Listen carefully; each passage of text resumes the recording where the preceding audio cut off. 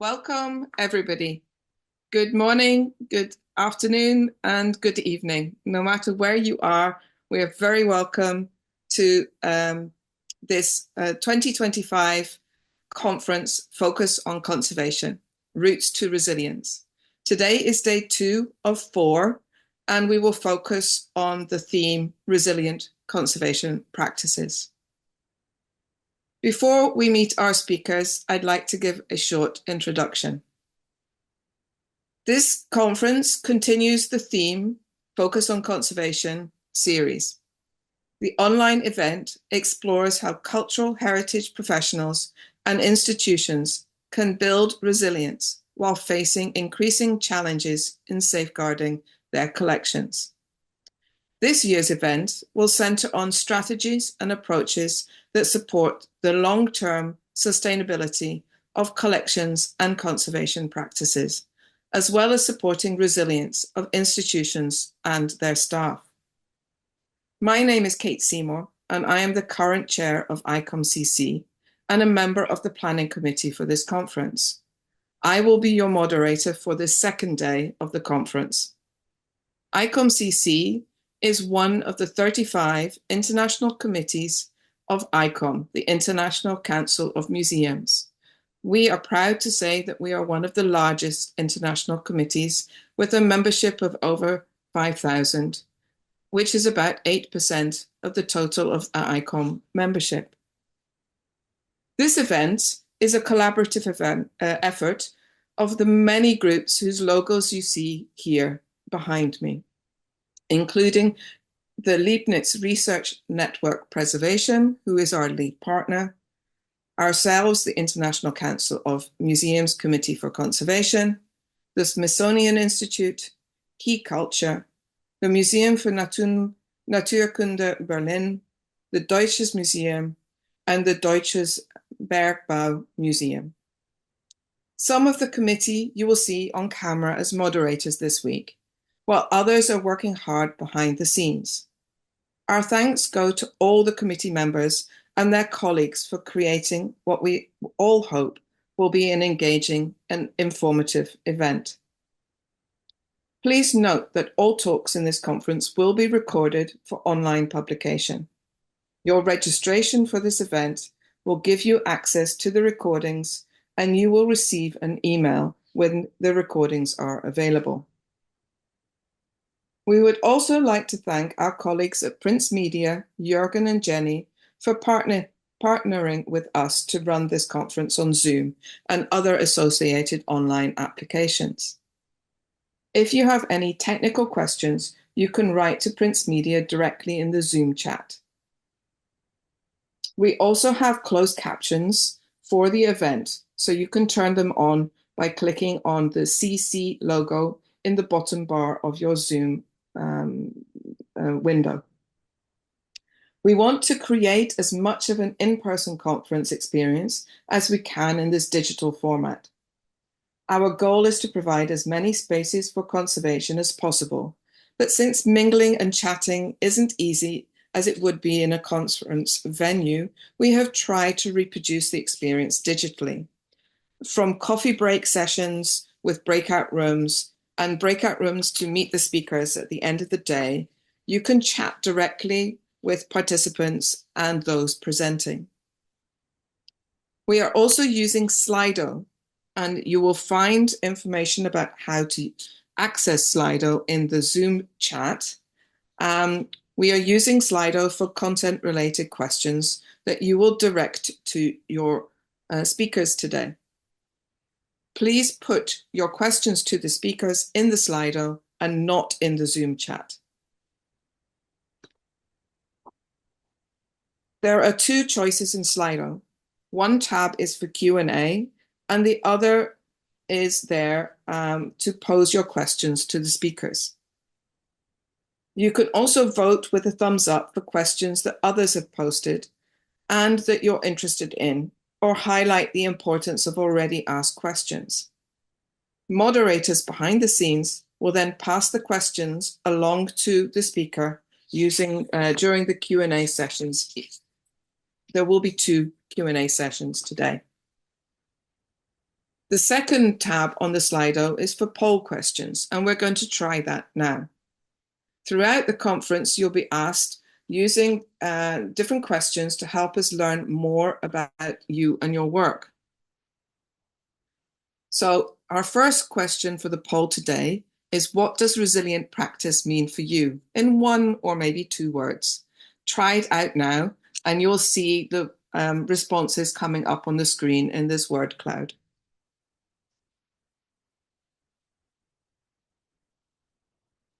I like the word toughness, common sense, that's a good one, sustainable, pacing, that's interesting, and humble as well. I hope you see how easy and functional the Slido app is. So now I don't want to take too much time away from our wonderful speakers who are here lining up today. Before I introduce the first speaker, please make sure that you keep your camera off, apart from the speakers, and your Zoom on mute, so that we can reduce the bandwidth and focus on our speakers. Our first speakers are a trialogue, and the trialogue will last for the next 45 minutes. We have three speakers in the trialogue: Claire Betelou from the Sorbonne in Paris, Nazir Aldamarki and Anwar Sabik, both from ICOM-CC. Each speaker will give a 10-minute presentation, and we will then follow with a discussion panel. The general focus of this session is building regional resiliences, sharing, experiencing, strengthening capacity, and responding to heritage needs in the Arab world. Our first speaker is Claire Betelou. So Claire, please take the floor. Thank you, Kate. I would share my PowerPoints. Can you see it? Yes, just put it on into play mode. Thank you. And I'll give you a couple of minute warning when the 10 minutes are up. Okay, so I can start? Yeah? So, dear colleagues, thank you for inviting me today for this trialogue and to give me the opportunity to present the Master 1, a program, Jossin and Savignac, Archaeology and Preventive Conservation, that opened in September 2024. So in 2022, the 20th anniversary of archaeological collaboration between Saudi Arabia and France was celebrated. It was an opportunity to highlight the dynamic of French collaboration with Saudi Arabia, initiated by Professor Jean-Marie Dessner and later followed by François Villeneuve. Both of them trained an entire generation of Saudi and French researchers in archaeology who are working now on the exploration of a region that still has much to reveal. In continuation of this work, an agreement was signed in February 2024 between the University Paris Panthéon-Sorbonne and the Royal Commission for Alula for 5 years. So, at the beginning, the main objectives of this collaboration was to develop a training program to meet the needs of Saudi archaeology and preventive conservation colleagues. The construction phase was therefore based on collaborative work between the Royal Commission for Alula and our university to accurately define the needs. While our knowledge of archaeology practices in Saudi Arabia was quite good, the program had to respond to a new dynamic imposed by the Royal Commission for Alula, whose role is to supervise and coordinate the management of the various archaeological missions' excavation heritage. The aim was therefore not to train conservators in archaeology, but rather to train excavators and preventive conservation specialists who are capable of managing objects from the field to the storage, drawing on the expertise of Paris Panthéon-Sorbonne University in archaeology and in preventive conservation. Indeed, since 1995, our university offers one of the few university master programs in preventive conservation in Europe. We had to answer 3 main specifications: responding to a request for the empowerment of Saudi professionals, developing a training program to enable that professional ensure the protection of objects recovered from extractions, offering a level of university education leading to a French Master 2 degree and allowing access to doctoral level studies.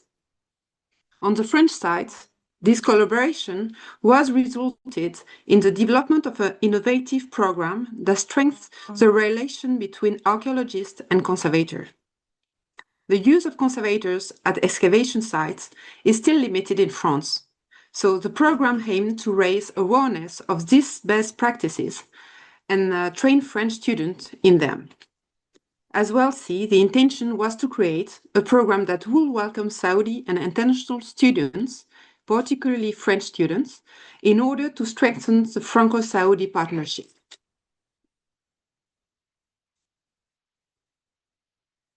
Following 2 years of work and 2 study missions to Alula with the Saudi and international RCU colleagues, we have developed a training program that I'm about to present to you that opened in September 2024. Please note that also today's presentation focuses on the Master 1 program supported by the RCU. The project has expanded to encompass the establishment of the Research Federation Jossin-Savignac. Allow me to explain why the program is called Jossin-Savignac quickly. More than a century ago, Antonin Jossin and Raphaël Savignac, both Dominican priests of the École Biblique de Jérusalem, traveled to Saudi Arabia with a scientific objective. During their journey, they discovered the site of Egra, Ma'adin Saleh, and Dadan in the Alula oasis. Their surveys of the great Nabatean rock tombs, which are the region's hallmark, remain extraordinarily relevant, even though since then numerous archaeological missions have been carried out in Arabia and in the oasis. 6 main teams structure the activity of the center and the collaboration between Saudi and French researchers, students, and academics, thereby ensuring a dynamic exchange of ideas and expertise. Environmental heritage oasis landscape.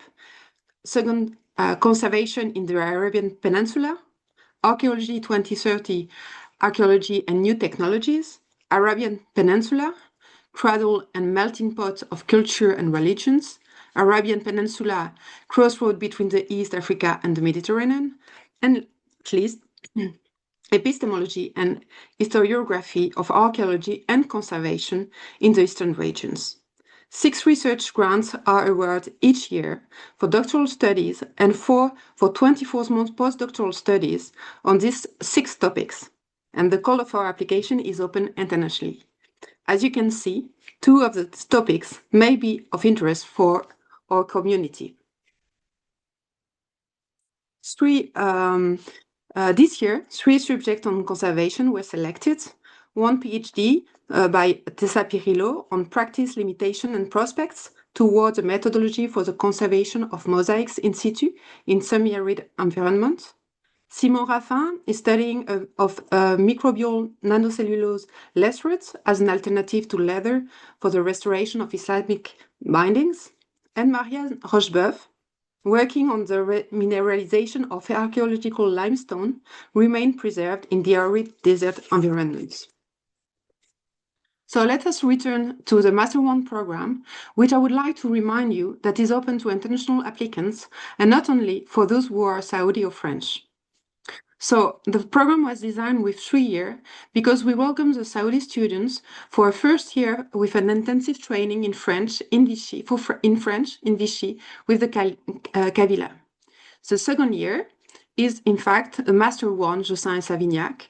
This master welcomed 10 students, 5 Saudi students who have been in 1 year already in France previously, and 5 international students. The third year, the students from the Master 1 will reach a Master 2 in archaeology or in conservation. As you can see here, the options on the slides.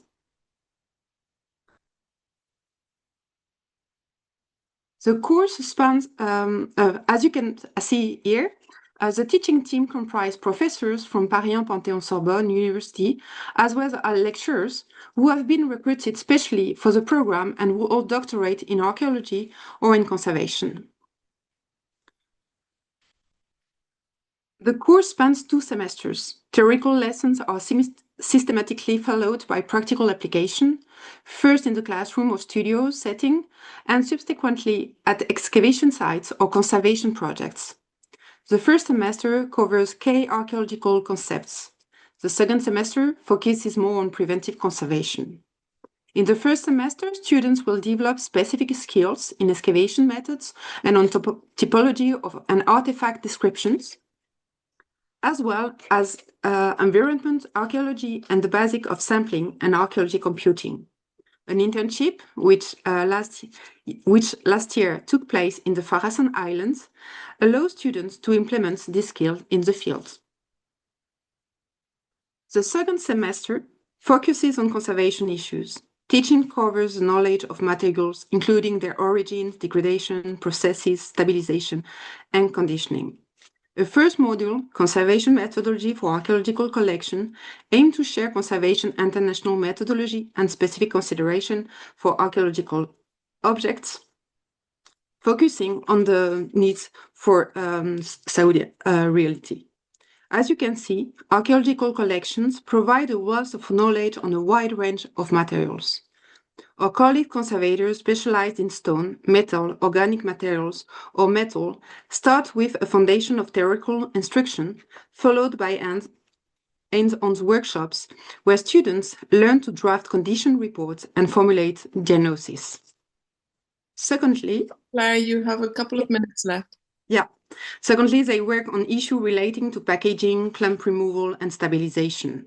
Students are taught the basic of dust removal and stabilization to make them aware of the risk involved in such practice. To conclude, this small number of students allow us to provide an opportunity to organize visits and meetings and to invite them to conferences organized by the teaching and research staff involved in these projects. Thanks for your attention. I didn't need to remind you of the time, Claire. Thank you so much for your presentation.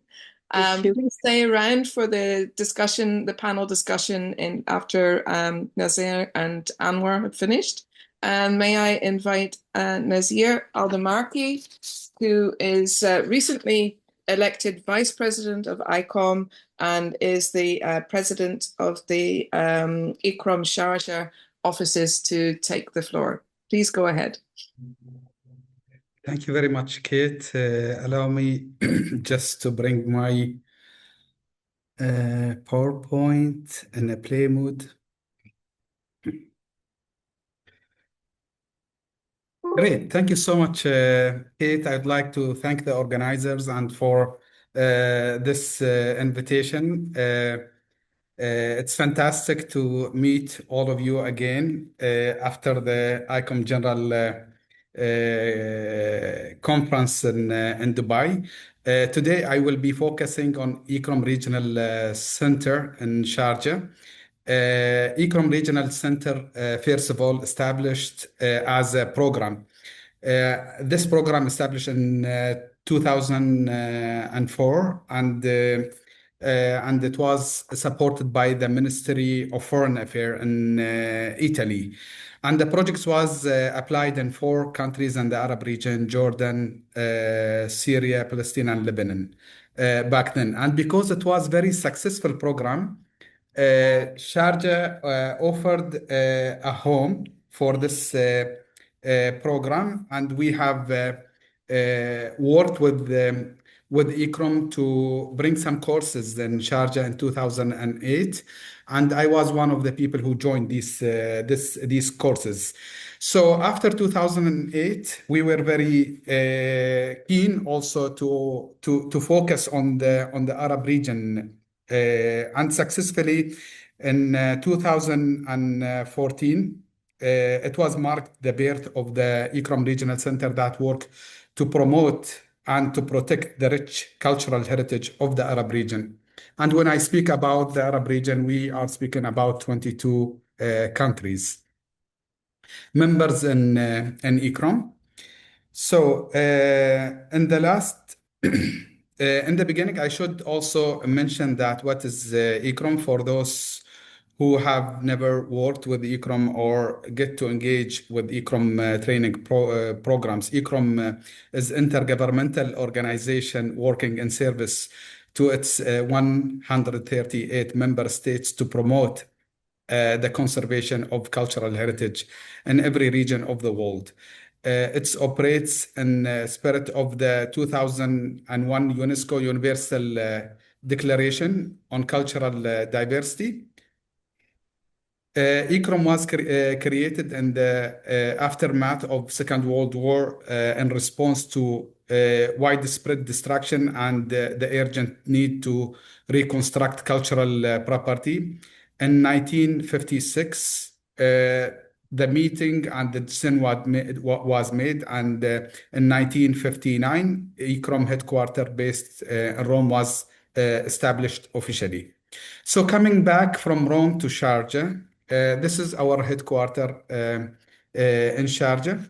The reason why we have this center in the Arab region, as it is the only ICROM's office outside Rome.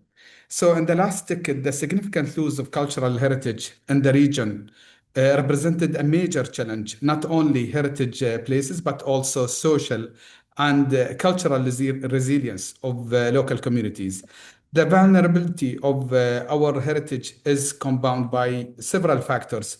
The inadequate training of qualified human resources and the skills, the inadequate support for the work of professional institutions, the growing impact of climate change and complex emergencies. Since its inception, ICROM Sharjah became committed to identifying these challenges to maximize our impact and build capacity for resilience. ICROM Sharjah aimed to be a platform for dissemination of resilience, focusing on best practices in heritage protection and management for the education and the professionals and raising public awarenesses. So these are the 5 main areas that we are focusing in is continuing education, building human capacity, policy development, creating supportive frameworks, outreach and advocacy, strengthening community engagement, field projects and advisory service, implementing solutions for the sites, museums in the Arab region and beyond.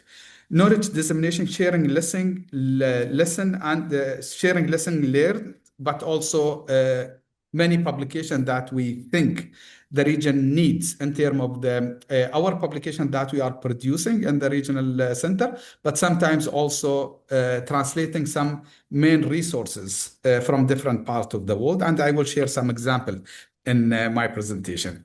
So ICROM Sharjah has implemented 23 activities, trained more than 324 professionals, significantly boosting regional capacity for resilience, heritage management.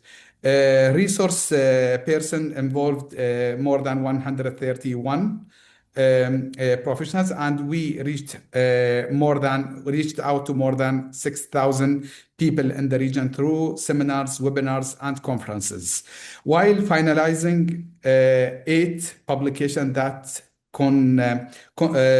codify best practices, but among more than 38 publications that we have produced in the past few years. These activities were implemented in many different countries, and participants came from 25 member states, reflecting a board and resilience regional network. More than the 22 Arab countries, but because sometimes we have also migration or migrants in the countries nearby or in Europe or in the United States. So it's very important that also we reach out to the Arabs everywhere. Building capacities through program efforts. Now I will try to focus on academia training, the master program with the University of Sharjah.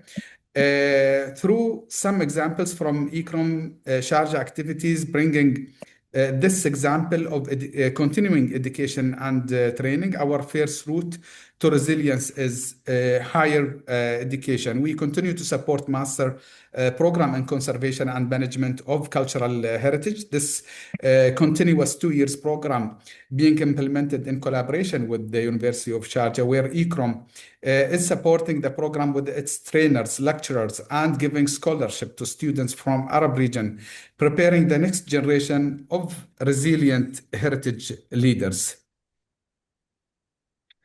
In this program, in this master program, since we started the program in 2019 until 2025, we have given more than 30 scholarship to the students from the Arab region, and more than 115 students enrolled in our program, and more than 30 published research from the students also in the past 5 years. This is something we are very keen also to work with our students to publish their research or their publication in different platforms.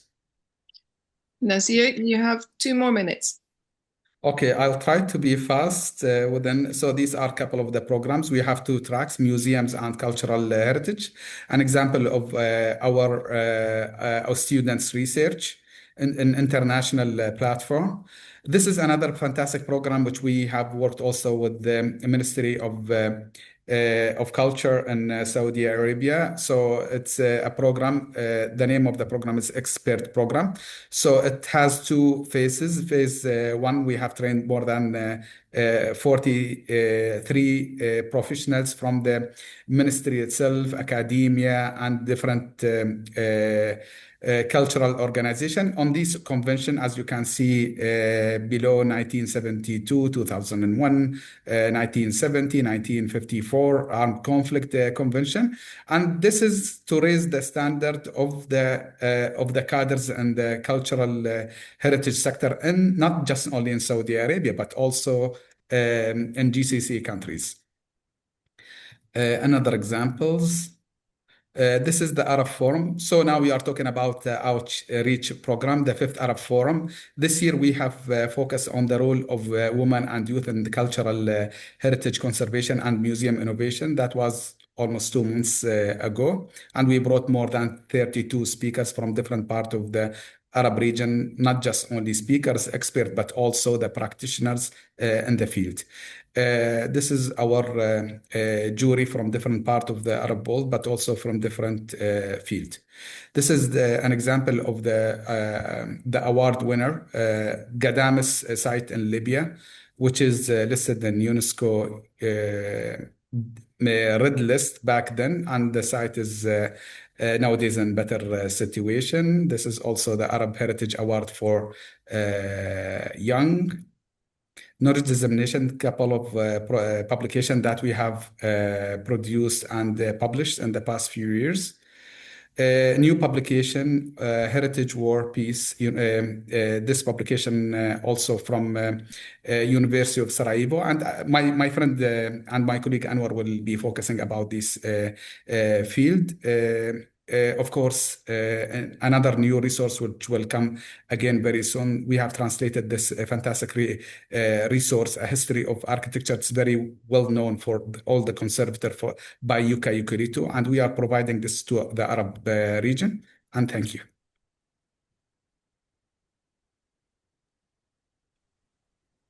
Thank you so much, Nazir. And if anybody has questions for Nazir, you can use the Slido, and you can use at Nazir, and we will direct them to Nazir in the question and answer section of this conference, which is at 15:30 UTC. Thank you, Nazir. Thank you very much. Line for our trialogue after the presentation from Anwar. And I would now like to introduce Anwar Sabik, who is a program manager at ICOM-Sharjah. And Anwar will talk a little bit about some of the field projects that ICOM is currently involved in, including a project in Sudan. So please take the floor, Anwar. Thank you, Kate. Thank you very much.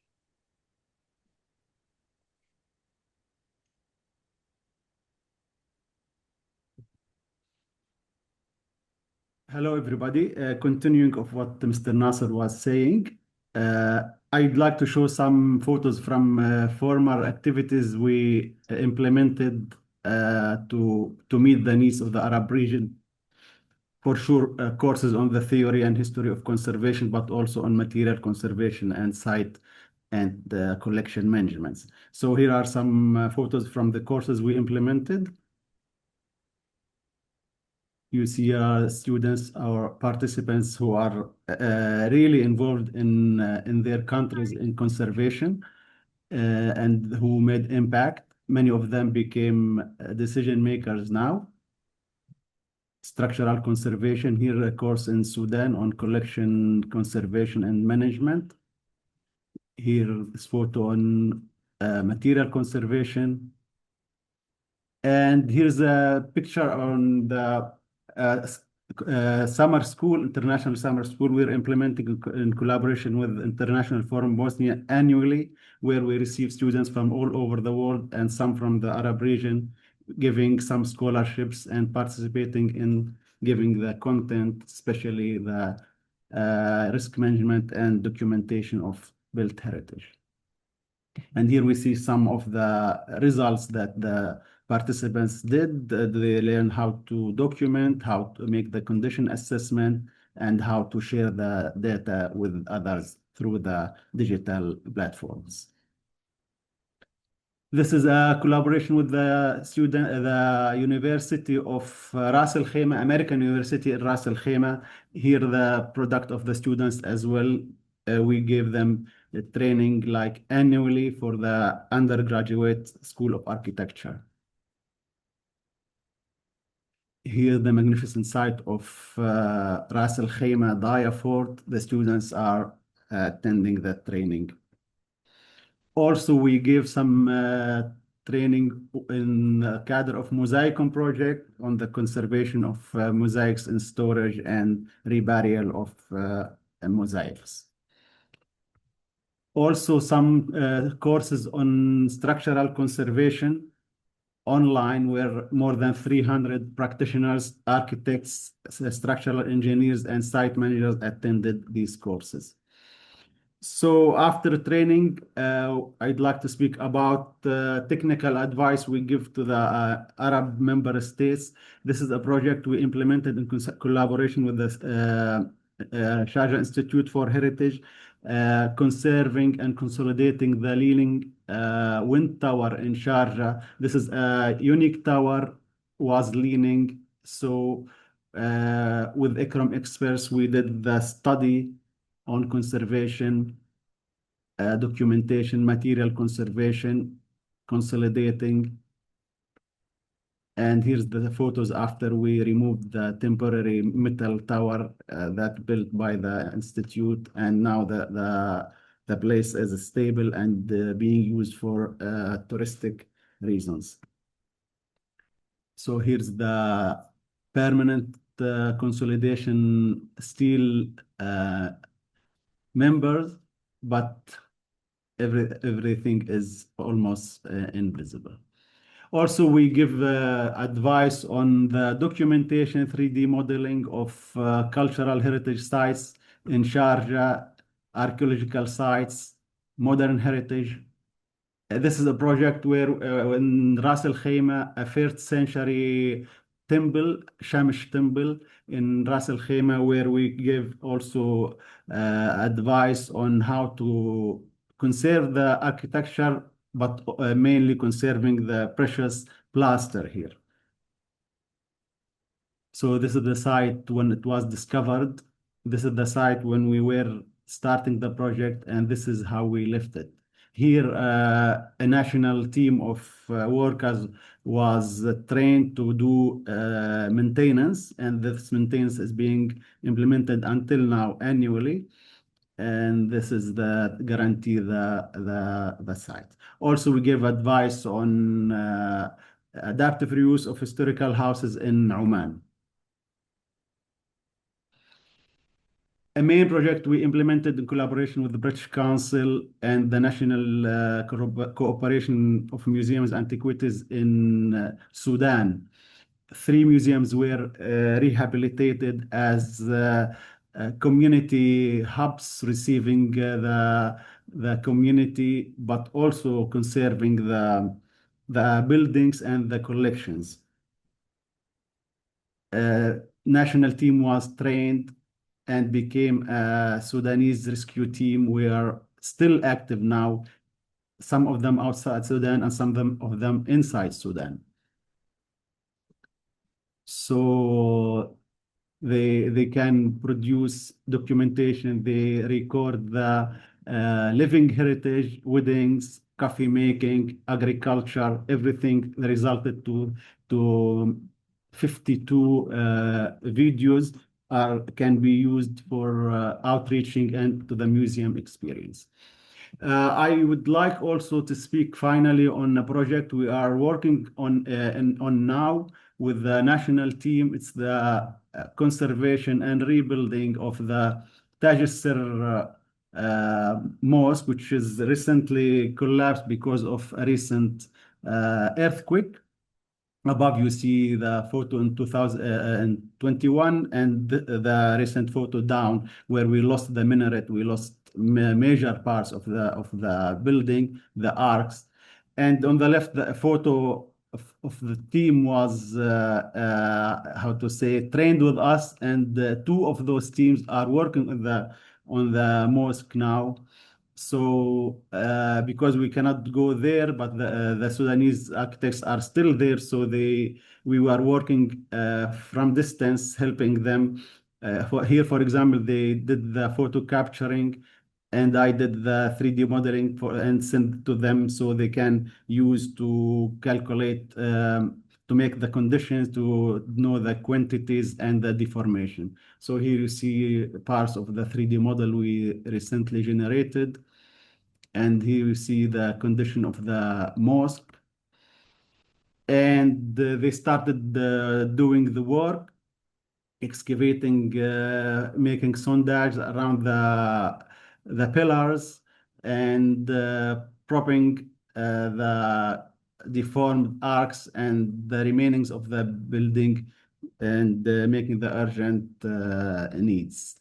Also, you see here the people around showed interest on helping. More than 100 names are registered of people who are ready just to support as volunteers. So they started working on cleaning the destroyed materials, and after we did some security measures as barriers and, as you see here, the wooden structures. Anwar, you have 2 more minutes. Yes, I am done. So here you see the 2 architects who are working now, and some of the other volunteers working in the place, helping and giving hand and removing the materials. Thank you for listening. Again, I didn't have to remind you to stop. Thank you so much for your presentation. I also met Anwar 2 weeks ago in Sharjah, and it's really nice to see in more depth some of the projects that he has been working with and the team in Sharjah too. So thank you. Can I ask Claire and Nazir to come back on with their cameras, and if Prince Media can pin them to the screen. We have some 10 minutes for a discussion.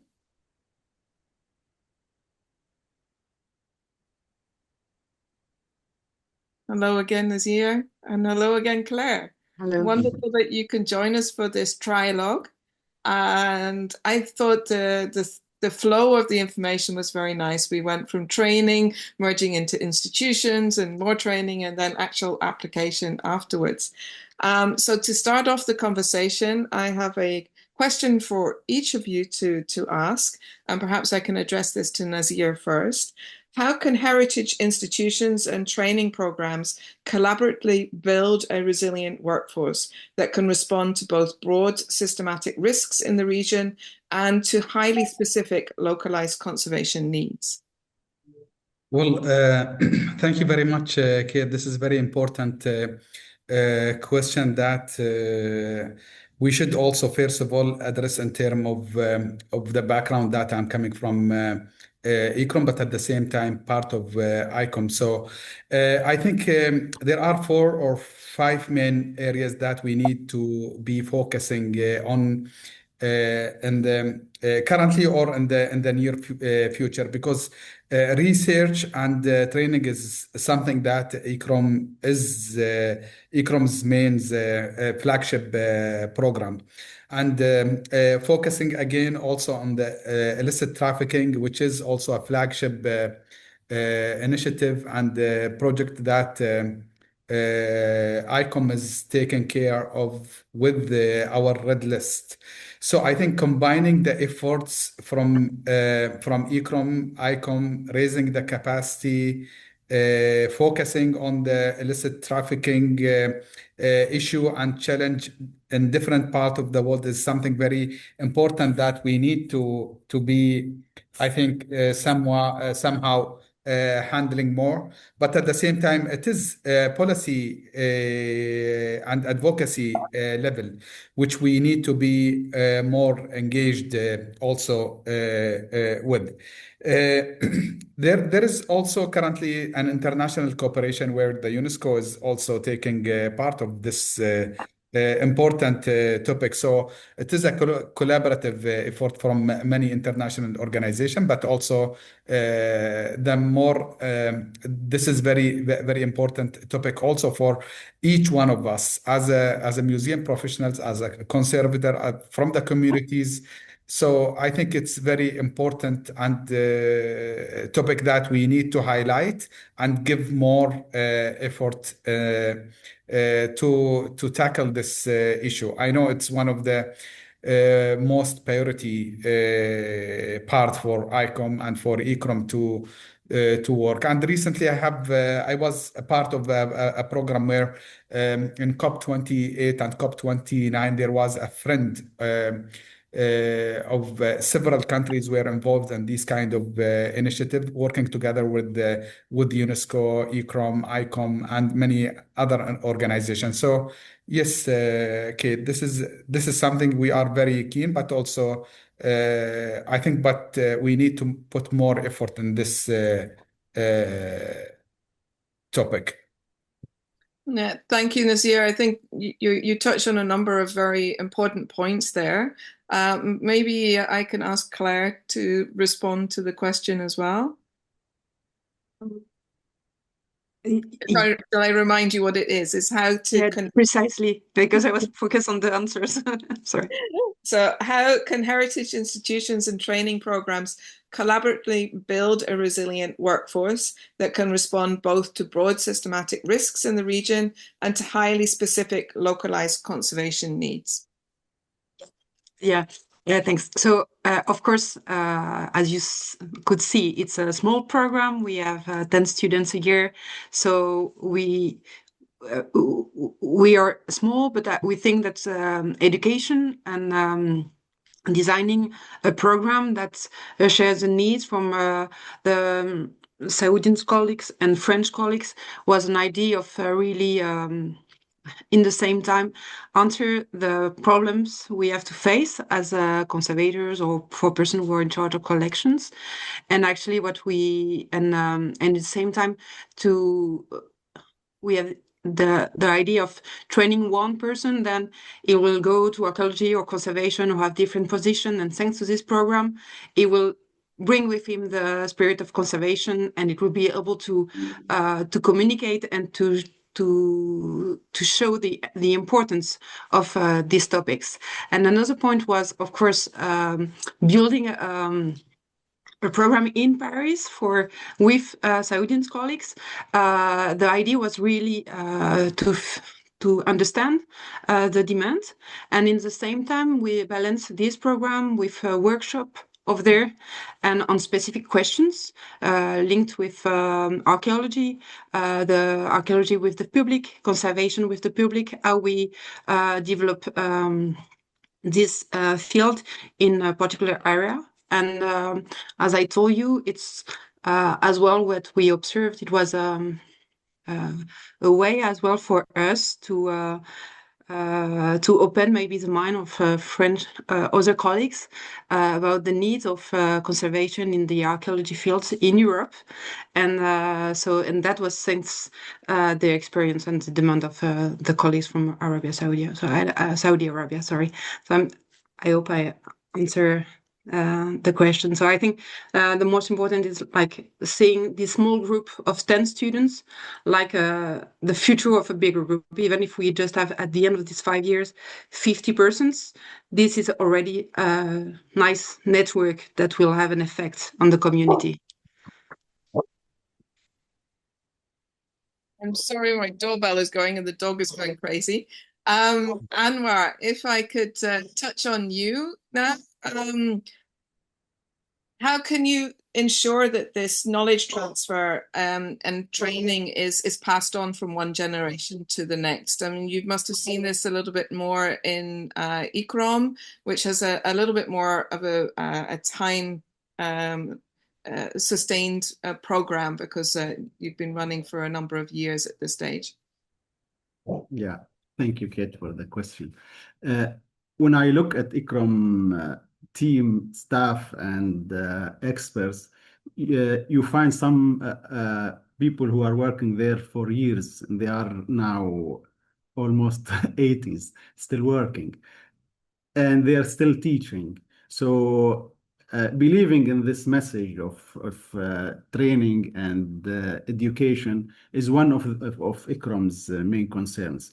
So being how to say faith to this issue is one tool to inherit experience. The other issue is trying to spread the knowledge through systematic training, but also through hands-on.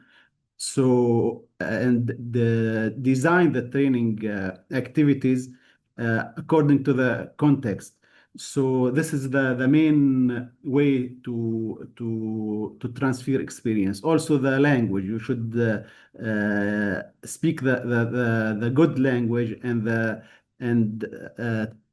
know the tools how to transfer this experience. Also, respect the local knowledge and try to accommodate this local knowledge within the context of training you are building. Respecting the code and the ethics of conservation, but also having them colored with the local context, so they are accommodated well and being reasonable for the place. I think there's such a wise approach to deal with local issues. I think it's so important to really color the conservation code and ethics to that local region. And with that, I could speak to all three of you for much longer, but we have a very busy program, and I'd like to thank you very much for your presentations. There are many more questions that are coming in on the Slido, but we have time in the question and answer session, which starts at 15:30 UTC time. So the audience can please keep on asking questions for these three speakers, and we'll pass on all questions to them, even if we don't manage to get to them. So thank you all very much. What a great start for today. And I would like to now move on to our next group, if that's possible. Thank you. Thank you. Thank you. So our next speakers are a duo from Argentina. And I would like to introduce Mariana Valdez and Federico Tamborena from the Center of Conservation, Restoration and Investigation, CCREI, which is part of the Secretariat of the Culture of the National Ministry of Culture in Argentina. So I don't know if Mariana and Federico could be pinned to the screen. That would be great. Hi. Hi. It's wonderful to meet you. Hello. Thank you very much for sending in your presentation. For the audience, the presentation is a pre-recorded presentation in Spanish, although both of them do speak very good English. The Spanish presentation has English translation captions, and all the slides are in English, and I watched it with delight this morning. So I'm going to ask Prince Media to play the presentation, and Mariana and Federico will be back for the question and answer session at 15:30 UTC. So nice to put faces to the presentation, and thank you very much for delivering it.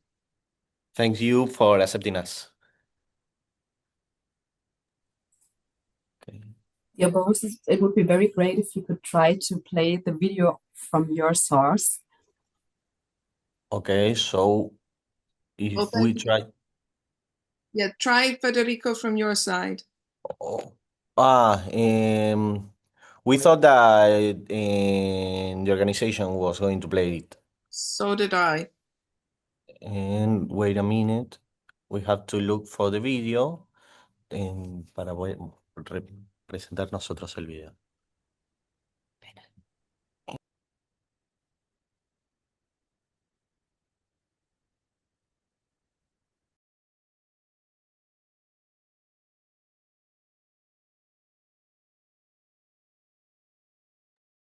Please excuse this delay.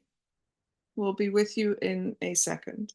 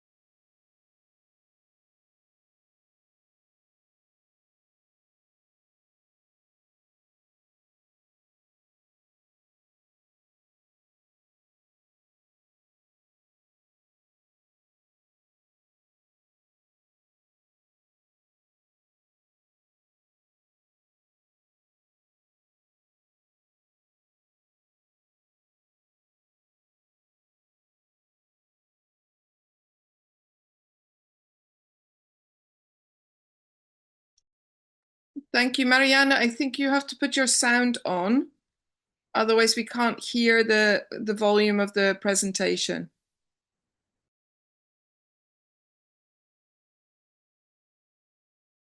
Hi, everyone. And okay, let's see. You need to click on the sharing the sound before sharing it. Okay, so let's go back. ¿Cómo dejar de compartir?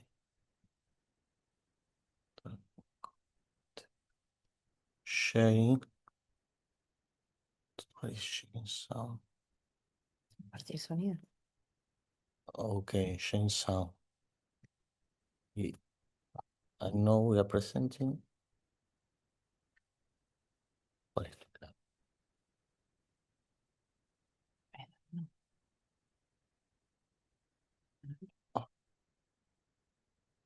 Muchas gracias a todos por estar aquí y la invitación a participar. Estamos muy agradecidos.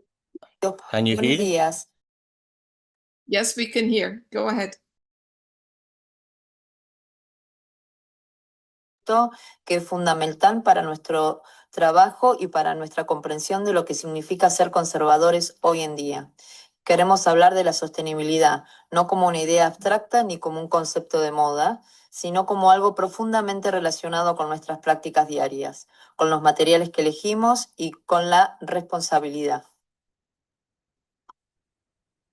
Nos presento, somos el Centro de Conservación y Restauración e Investigación de la Subsecretaría de Patrimonio Cultural de Argentina. Como parte de nuestras prácticas diarias, colaboramos con los 24 museos nacionales, otras instituciones y colegas en todo el país. No sale. A través de diversas experiencias, como la recepción de obras en salones nacionales de arte, proyectos de montaje y soporte, proyectos de conservación y reacondicionamiento de reserva, y respondiendo a emergencias, brindando asistencia a diversas colecciones, nos fuimos dando cuenta de que algo se repetía constantemente. Todos los proyectos, por más cuidados y planificados que estuvieran, generaban cantidad significativa de residuos materiales. Antes de profundizar en el proyecto en sí, creemos que es importante comprender por qué la sostenibilidad se ha convertido en una parte tan esencial de la conservación contemporánea. La idea no surgió de repente, ni se limita a nuestro campo. Forma parte de un debate internacional mucho más amplio que ha ido evolucionando durante décadas. El concepto moderno de sostenibilidad se remonta a importantes debates mundiales sobre la responsabilidad medioambiental. Un punto de inflexión clave fue la Conferencia de Estocolmo de 1972, que marcó el inicio de la conciencia medioambiental a gran escala a nivel internacional. Más tarde, la Conferencia de Río de Janeiro de 1992 contribuyó a consolidar la idea de desarrollo sostenible, satisfacer las necesidades del presente sin comprometer las capacidades de la generación futura. Muchas gracias a todos por estar aquí y la invitación a participar. Estamos muy agradecidos por la oportunidad de compartir un proyecto que es fundamental para nuestro trabajo y para nuestra comprensión de lo que significa ser conservadores hoy en día.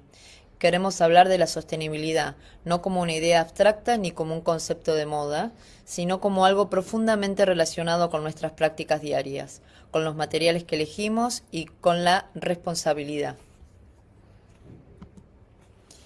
Nos presento, somos el Centro de Conservación y Restauración e Investigación de la Subsecretaría de Patrimonio Cultural de Argentina.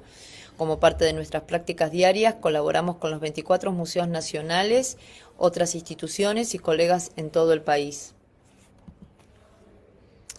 A través de diversas experiencias, como la recepción de obras en salones nacionales de arte, proyectos de montaje y soporte, proyectos de conservación y reacondicionamiento de reserva, y respondiendo a emergencias, brindando asistencia a diversas colecciones, nos fuimos dando cuenta de que algo se repetía constantemente. Todos los proyectos, por más cuidados y planificados que estuvieran, generaban cantidad significativa de residuos materiales.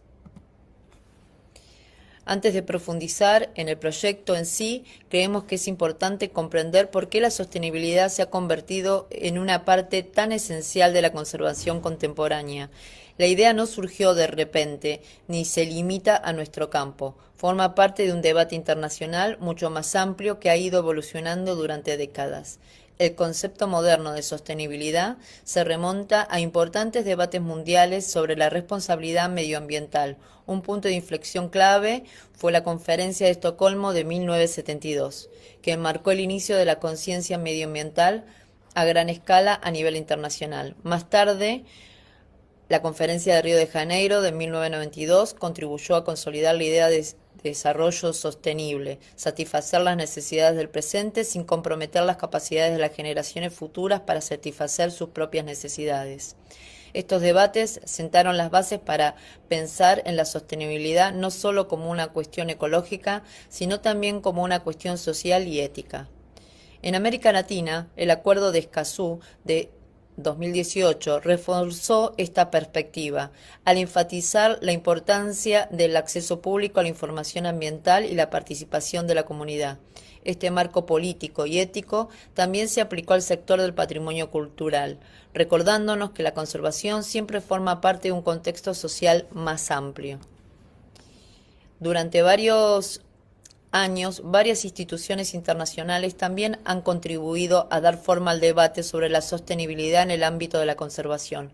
Organizaciones como el ICOM, por ejemplo, han publicado reflexiones y materiales de capacitaciones que exploran el uso responsable de los recursos en el trabajo relacionado con el patrimonio, vinculando las decisiones de conservación con cuestiones ambientales y sociales más amplias.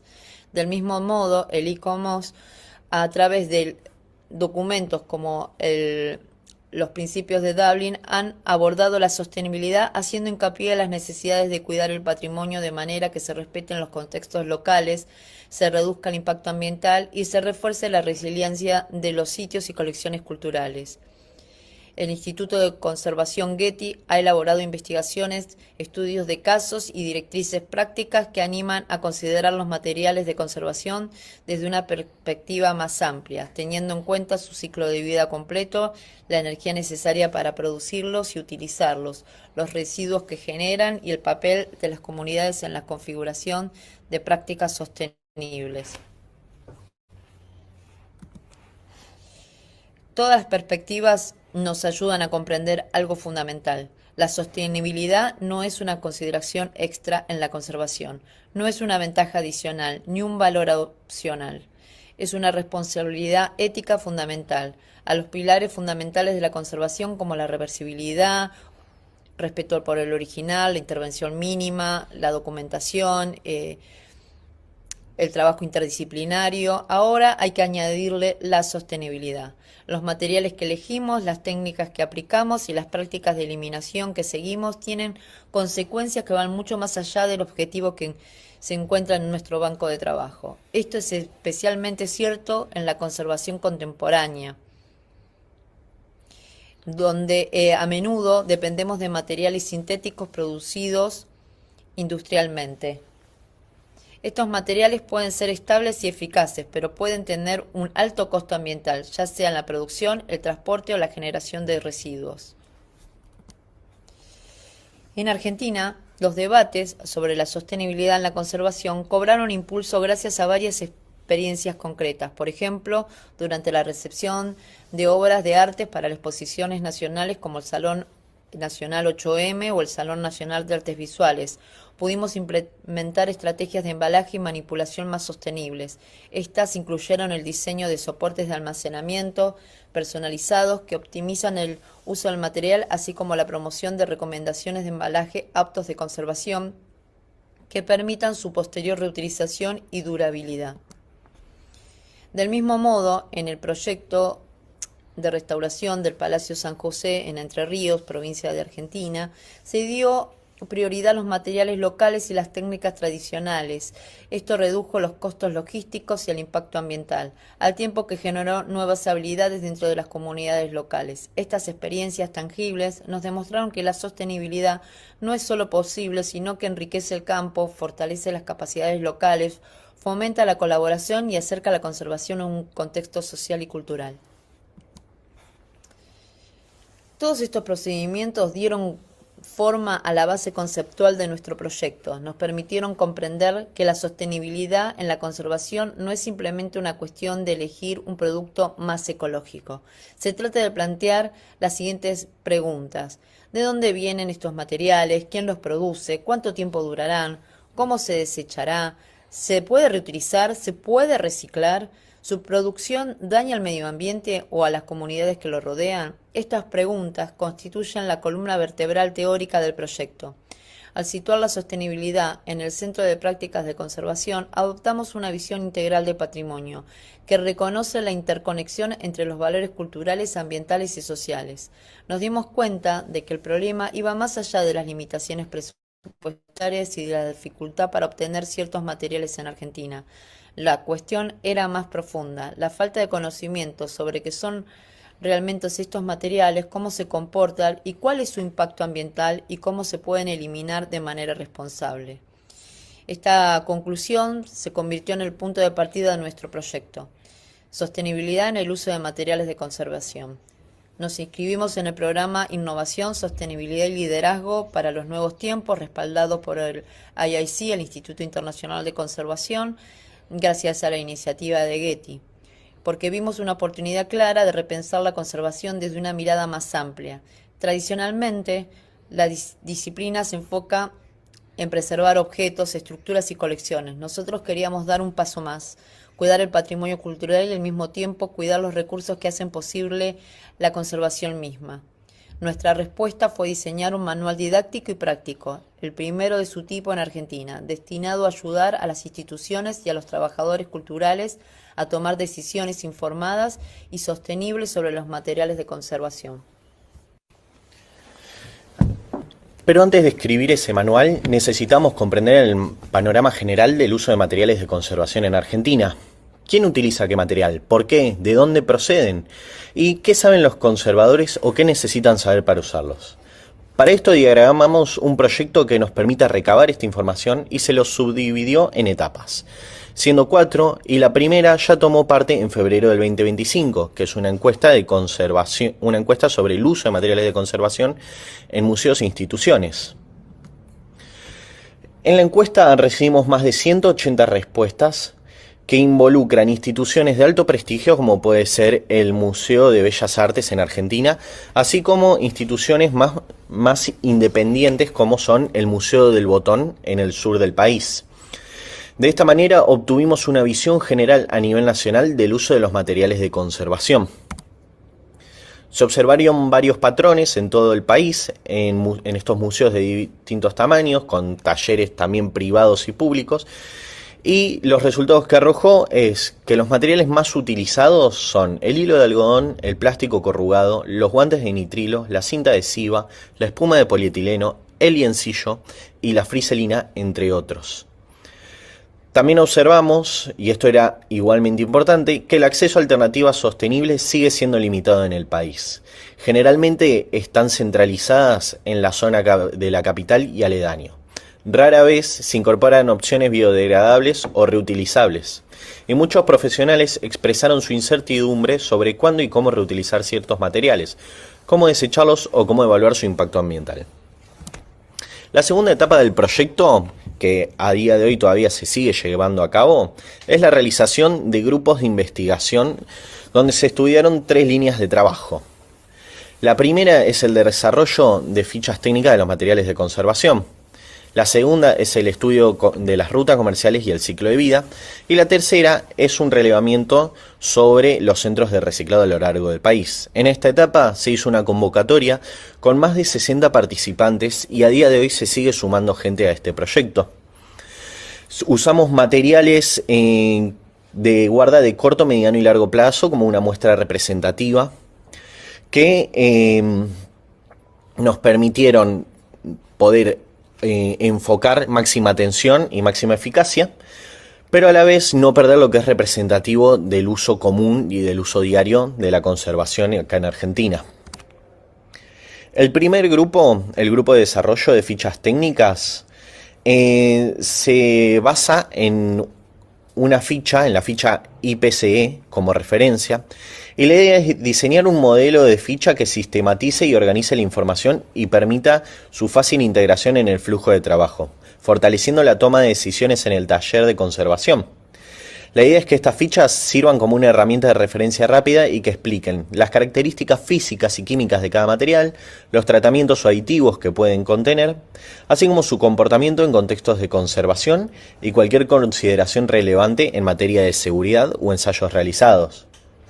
El objetivo no es decir a los profesionales lo que deben utilizar, sino proporcionarles la información necesaria para que puedan elegir de forma responsable y transparente. El segundo grupo, el grupo del estudio de las rutas comercial y el ciclo de vida de los materiales, adaptamos la idea de la evaluación del ciclo de vida ambiental. Planteamos preguntas sencillas, pero esenciales, que son: ¿de dónde proviene un material? ¿Qué sustancias químicas o procesos intervienen en su producción? ¿Qué sucede cuando lo utilizamos? ¿Y qué sucede cuando lo desechamos? Un material tranquilamente puede ser químicamente estable y perfectamente adecuado para la conservación, pero su fabricación puede implicar un alto impacto ambiental con una alta huella de carbono, o puede ser casi imposible de desecharlo de manera responsable, o su distribución en la Argentina no puede ser accesible para todo el territorio de manera igual. Estos matices consideramos que son cruciales. La sostenibilidad no consiste en encontrar un material perfecto, sino en tomar decisiones informadas y equilibradas. El tercer grupo de investigación es uno de relevamiento de centros de reciclados y de cooperativas de recolección de residuos. Esta línea de investigación nos está ayudando a elaborar un mapa nacional de instalaciones cooperativas y centros de reciclajes. El objetivo es conectar las prácticas de conservación con los sistemas de economía circular existentes para muchas instituciones, sobre todo, especialmente las que se encuentran fuera de las grandes ciudades. Saber dónde llevar los materiales ya supone un gran reto.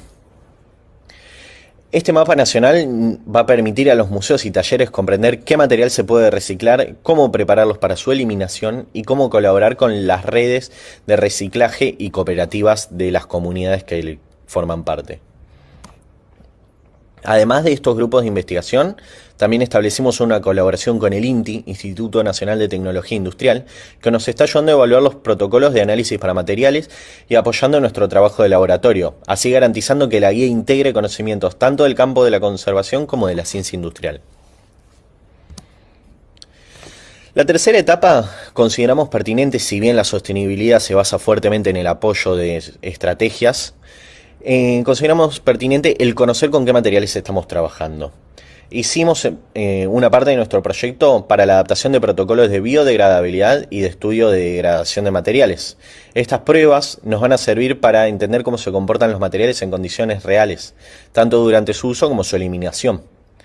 Para ello preparamos 42 muestras en total, cada una de 10 por 10 centímetros, siendo muestras de 7 materiales distintos, como son el lienzillo, plástico burbuja, el Tyvek tela, que es el 1443R, papel seda, el papel grado médico, la friselina y el cartón corrugado. De estos materiales se prepararon 6 muestras. El primer ensayo es el ensayo de biodegradabilidad en suelo.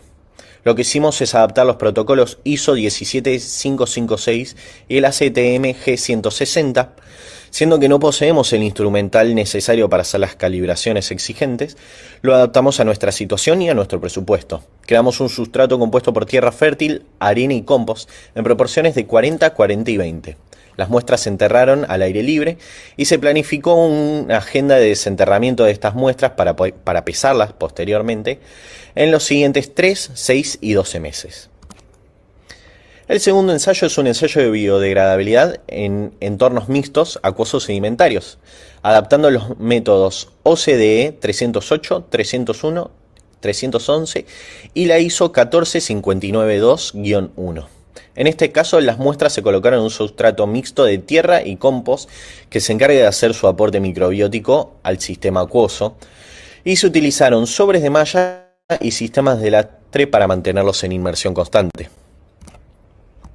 Finalmente, el último ensayo es un ensayo de degradación por rayos UV, de envejecimiento acelerado para observar los cambios físico-químicos, cambios de color, fragilidad y posible migración de compuestos.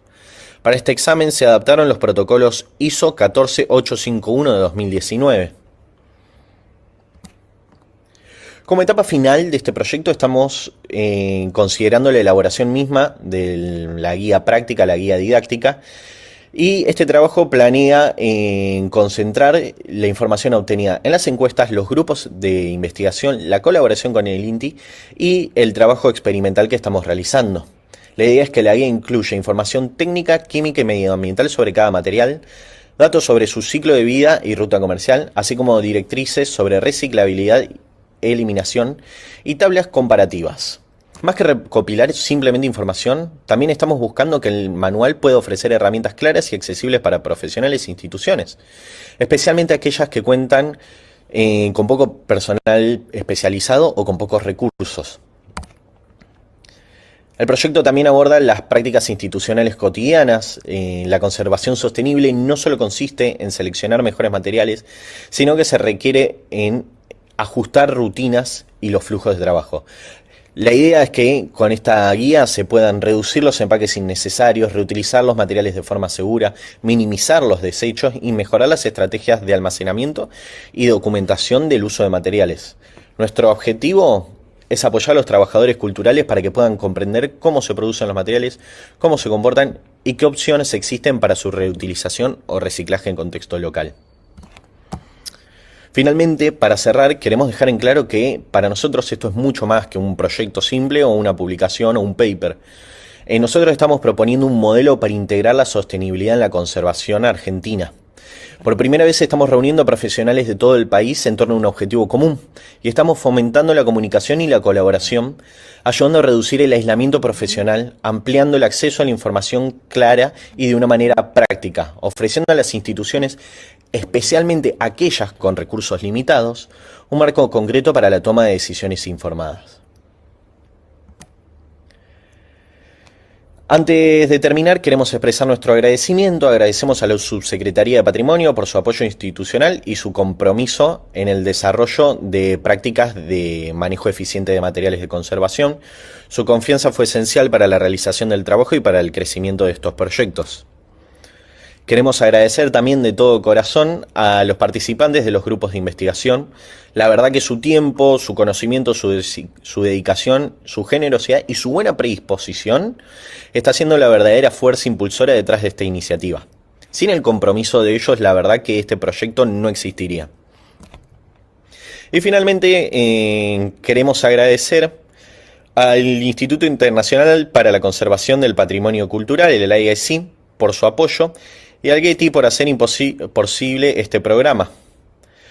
Por último, también les agradecemos a ustedes por escuchar, por preocuparse por estos temas y por formar parte de una conversación global sobre la sostenibilidad en la conservación.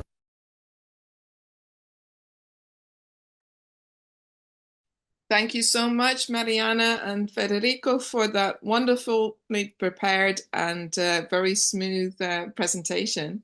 Please don't go away. We'll call you back in time for the question and answer. But yes. I'd like to now introduce our next speaker. So our next speaker is Selve Dalmanini from the Eswati National Museum, who is going to explore resilient conservation practice, sustainable solutions for heritage preservation and community engagement.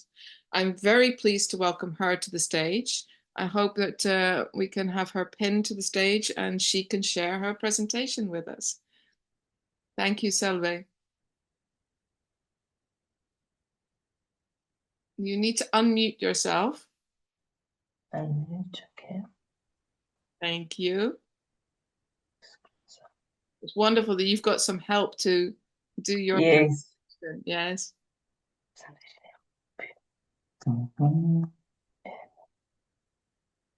Okay.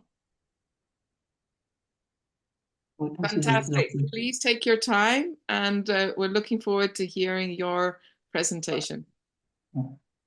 Okay. Hello, everyone. Thank you for inviting me to participate in this very wonderful conference on building resiliency in collection care and management. My name is Celiwe Dlamini. I'm the museum conservator here at the National Museum. Our museum is under the National Trust Commission, which has been mandated to preserve and conserve the natural and cultural heritage. My role here, my role here as a museum conservator is doing collections, documentations, and also to be involved in different projects. Recently, I have been conducting clan history project. So I would like to talk about our National Museum. Our museum here is the culture custodian that strives to preserve and interpret Eswatini cultural and natural heritage for the present and future generations. In the recent years, we have had to navigate the realities of limited resources, environmental change, and evolving community expectations, all of which have challenged us to think differently about resiliency in conservation and collection management.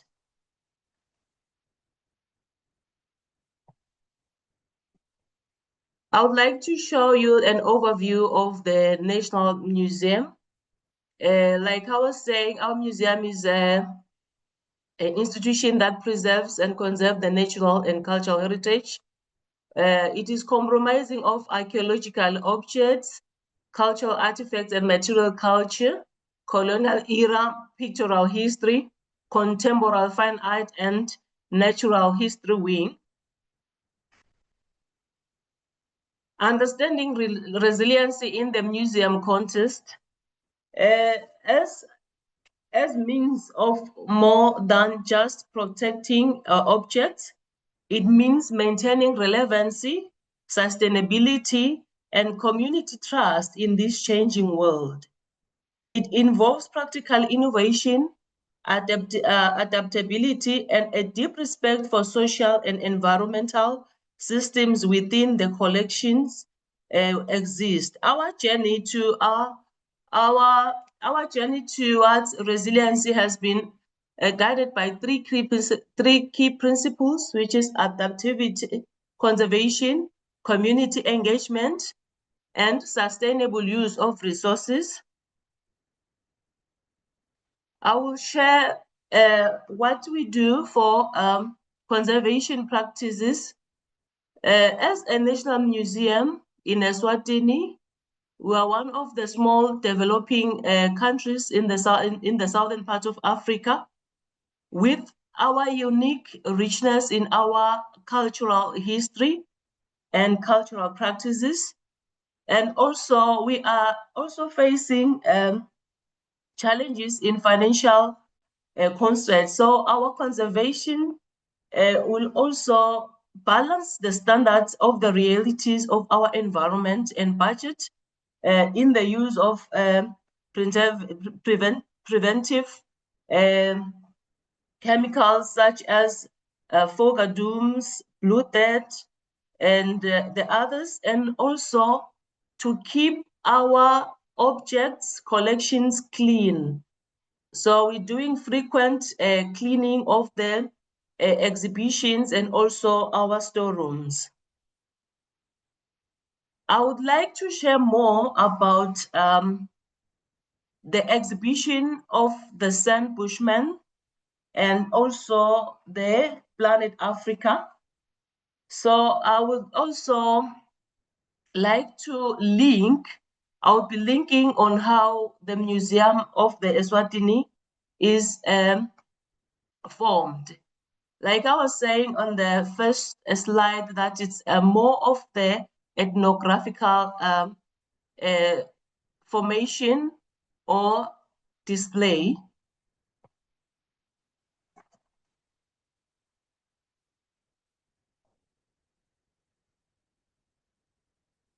Just a moment.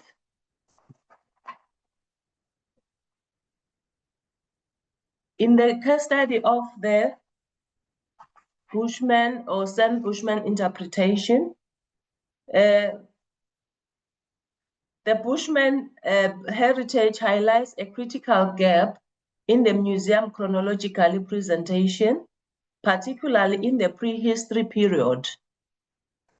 These gaps makes it difficult for audiences to understand the deep historical presence and influence of the Sand Bushmen in Eswatini. However, despite this gap, we see important forms of cultural continuity, practices such as the traditional use of the ochre, the presence of the clicks consonants, that is how Emaswati are speaking. Like, for instance, I'll make an example of my name. It's Teliwe, so it shows that there is a link of the Bushman practices or the language consonants there.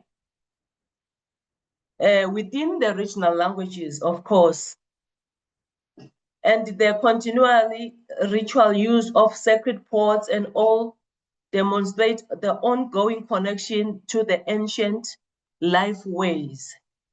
These living traditions helps foster a deep appreciation for indigenous knowledge system. They also reinforce why the Sand Bushman narrative remains vital relevant and central interpretation Eswatini cultural heritage today. So this exhibition is new. It has been launched this year in April the 3rd, and it was funded by the German. It was funded by the Federal Republic of Germany and also the Planet Africa. In the pictures here, we are showing the display here, the exhibition here, and the importance of ochre here on the ochre and archaeology. This is when it was officially launched. This event was being blessed by the presence of our Prime Minister here, listening to our archaeology consultant, Mr. Bob, and also the presence of the Embassy of the Federal Republic of Germany, Mr. Jesper van Samson, who is a Chancellor of Cultural Affairs, was also here. So this event was the first of its kind, completing the exhibition on the archaeology, cultural, and the pictorial era of the colonial history. As we have mentioned before, that there was a gap, because before the present or inhabitants of Emaswati, there were people living here. So we need to honor and also appreciate their value and the continuation of the culture, because Emaswati are also very good in cultural practices. And that's the advantage, that we are one nation, one language, and one culture. When looking on the activities, the practices, and the tradition of the San, there is a culture continuity. Like, for instance, the red ochre, it is also being used by Emaswati for medicinal purposes, ceremonial events, and as well for healing elements. So it shows that it's not just the past, but it's a continuation and the link of where we come from as Emaswati. Coming to Planet Africa exhibition.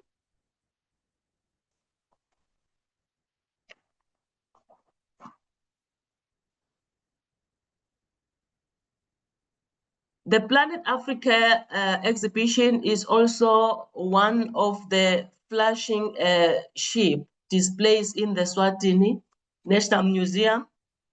It is the result of strong collaboration with the German Archaeology Institute and Eswatini Archaeology Research Association.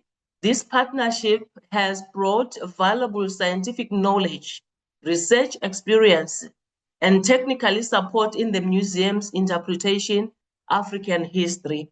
This exhibition is important to Emaswati because it situates the countries within Africa's border, a broader archaeological story, showing the early human development, technological innovation, and cultural evolution from all parts of Eswatini's deepest past. This strengthens national identity, enriches public education, and fosters pride to our shared African heritage.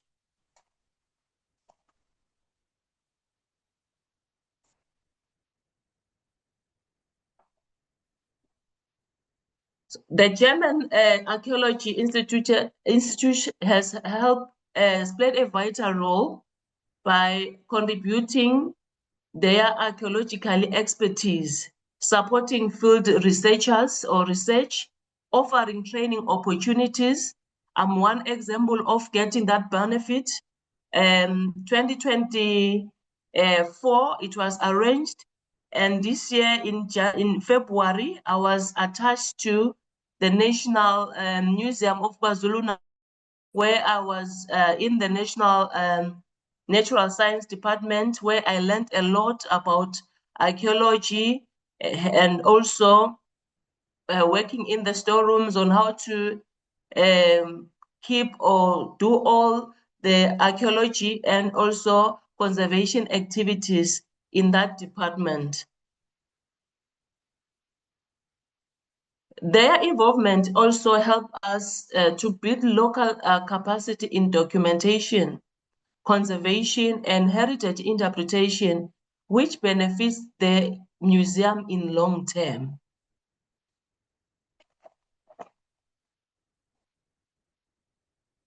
Coming to sustainable design, exhibition design, our museum gradually designed with sustainability at their core, modeling responsible resource use for our visitors. For instance, the reusable modular units, as we can see here, we are showing the planet, the exhibition, Planet Africa exhibition.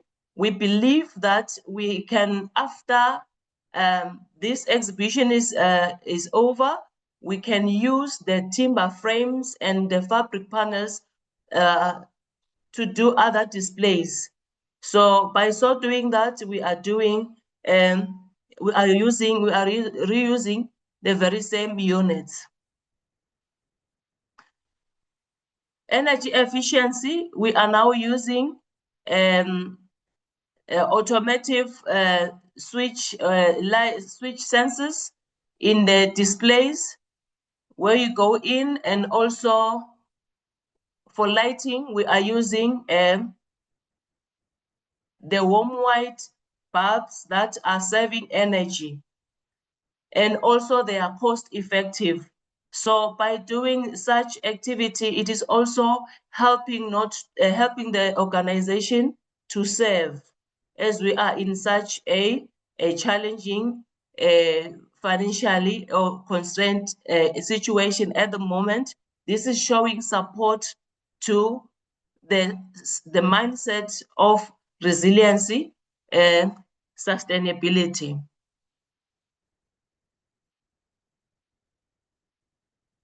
In spite of all the commitment we have, we do also face challenges in our museum regarding the conservation.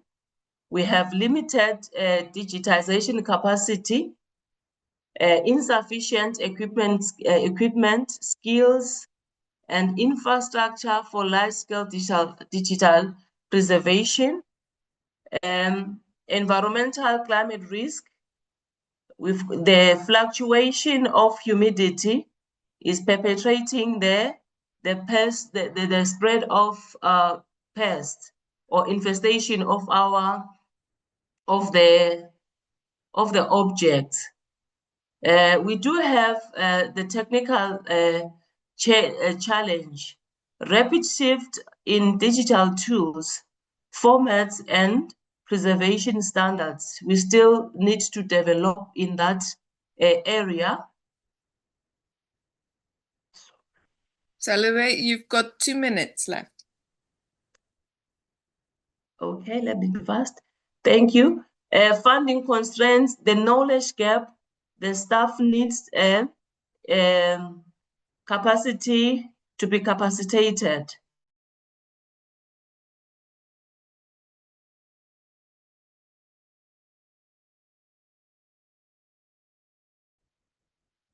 Sorry, my 2 minutes is rushing.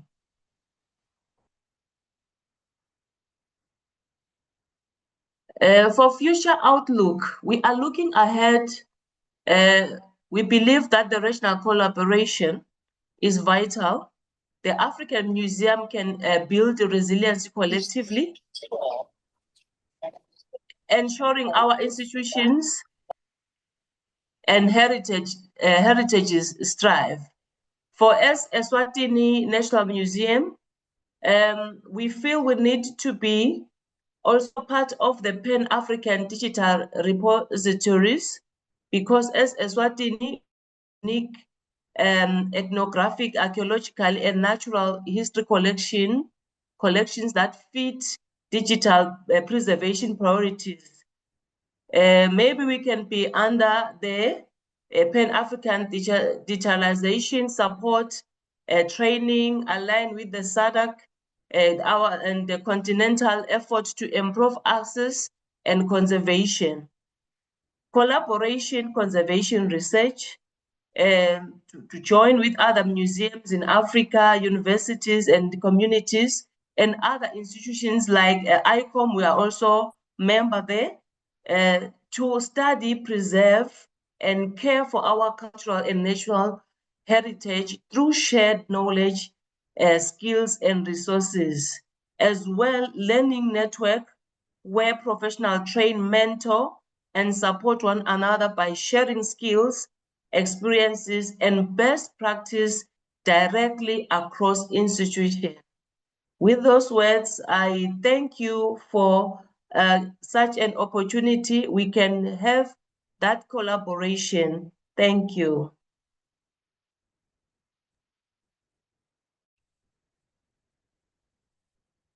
Thank you so much, Selwe. That was an amazing presentation. I know you've got so much more to tell us and to talk to us about. Please don't go away. Keep your camera on as we do have questions now. And I would like to invite the other speakers from this first session to come back. Claire, Nazir, Anwar, Mariana, and Federico.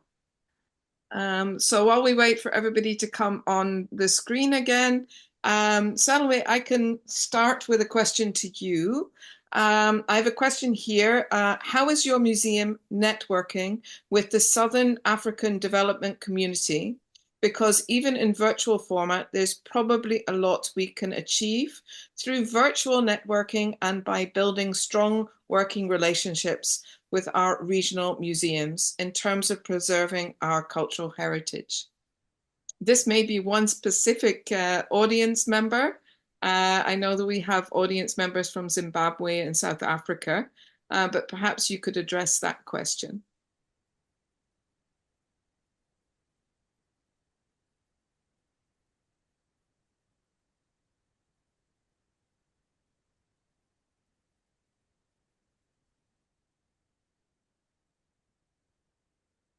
Selwe, are you doing anything? Is your museum doing anything to network with other museums in Southern Africa? Oh, so okay. Thank you, Kate. Yes, like for instance, as I was mentioning in my presentation, we have formulated a network with KwaZulu-Natal National Museum, and we are still looking forward to spread to other neighborhood museums.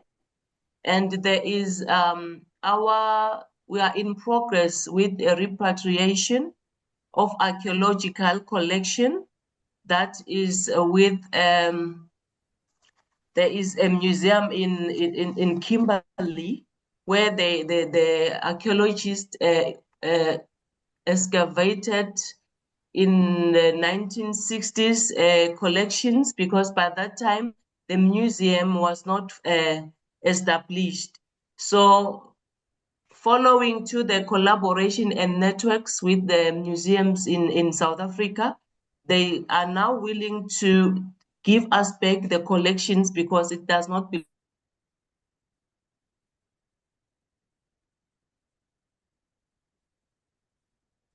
I think we have a bad network connection again. Yes.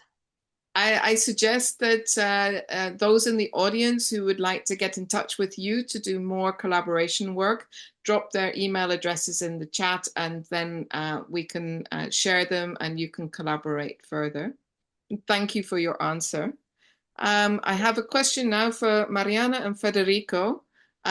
These questions are coming from the Slido, so they're coming from the audience and I'm posing them to you. So Federico and Mariana, many approaches to sustainability and conservation focus on waste reduction and carbon capture in the conservation chain. Don't you think that the biggest issue in sustainability is the scarcity of resources and conservation policies? Okay, yeah, and that actually is. But for example, in Argentina, conservation is centralized in the capital city. and we cannot talk about conservation policies if we do not have farm conservators all around the country, in every museum here in the country. First, we have to teach whoever it is in every museum, in every institution, and the basic things before talking about conservation policies. Because here in Argentina, for example, climate change is not a talk issue. Actually, our government is against the climate change. And so it's quite a delicate thing to treat, to talk. And talking about strategies, first has to be addressed as teaching the basics. And I think it is a next step to talk about resources and conservation policies. Yeah. Thank you. I think it is very interesting where you have a centralized system for a particular technique or field of profession. So it makes very different than when you are working as an individual institution. So thank you for that. Actually, and this is a centralized center in the formation, the universities here in Argentina, and the conservation and career is in Buenos Aires. It's difficult to people from different zones of the country to access to the formation, except through some courses or a little teaching in some conservator workshop. Thank you. It's a very good point. And yes, perhaps that leads into a question that is addressed to both Claire and Nazir. So to both of you who are dealing with conservation training, what kind of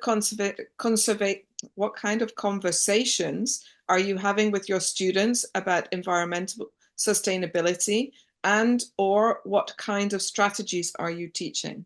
So perhaps Claire first and then Nazir. Thank you for the question. So first I have to say that I'm part of the Go Green European research projects, and there is a work package on education on this question. So actually it was, I will not say easy for me to implement it in the program, but we try to work on these questions. And I have to say that first we say that topic came on the table from the students. And we saw already 7 years ago that a lot of students wanted to do their final study work on this topic, and it was quite difficult for them at that time to gather documentation and to really have a precise subject on these questions for conservation. I hear me twice. That's okay.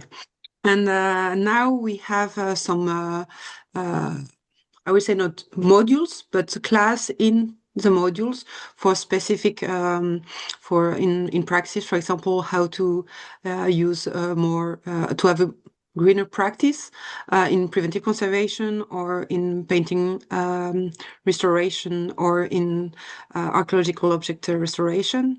And at the same time, we try to push them to try to think differently, maybe the treatment, their approach, and to reduce the waste and the use of certain material, or to look for options, even if at the end the options are not the good ones and they don't use it in the conservation treatments, but just to open the kind of materials they can use.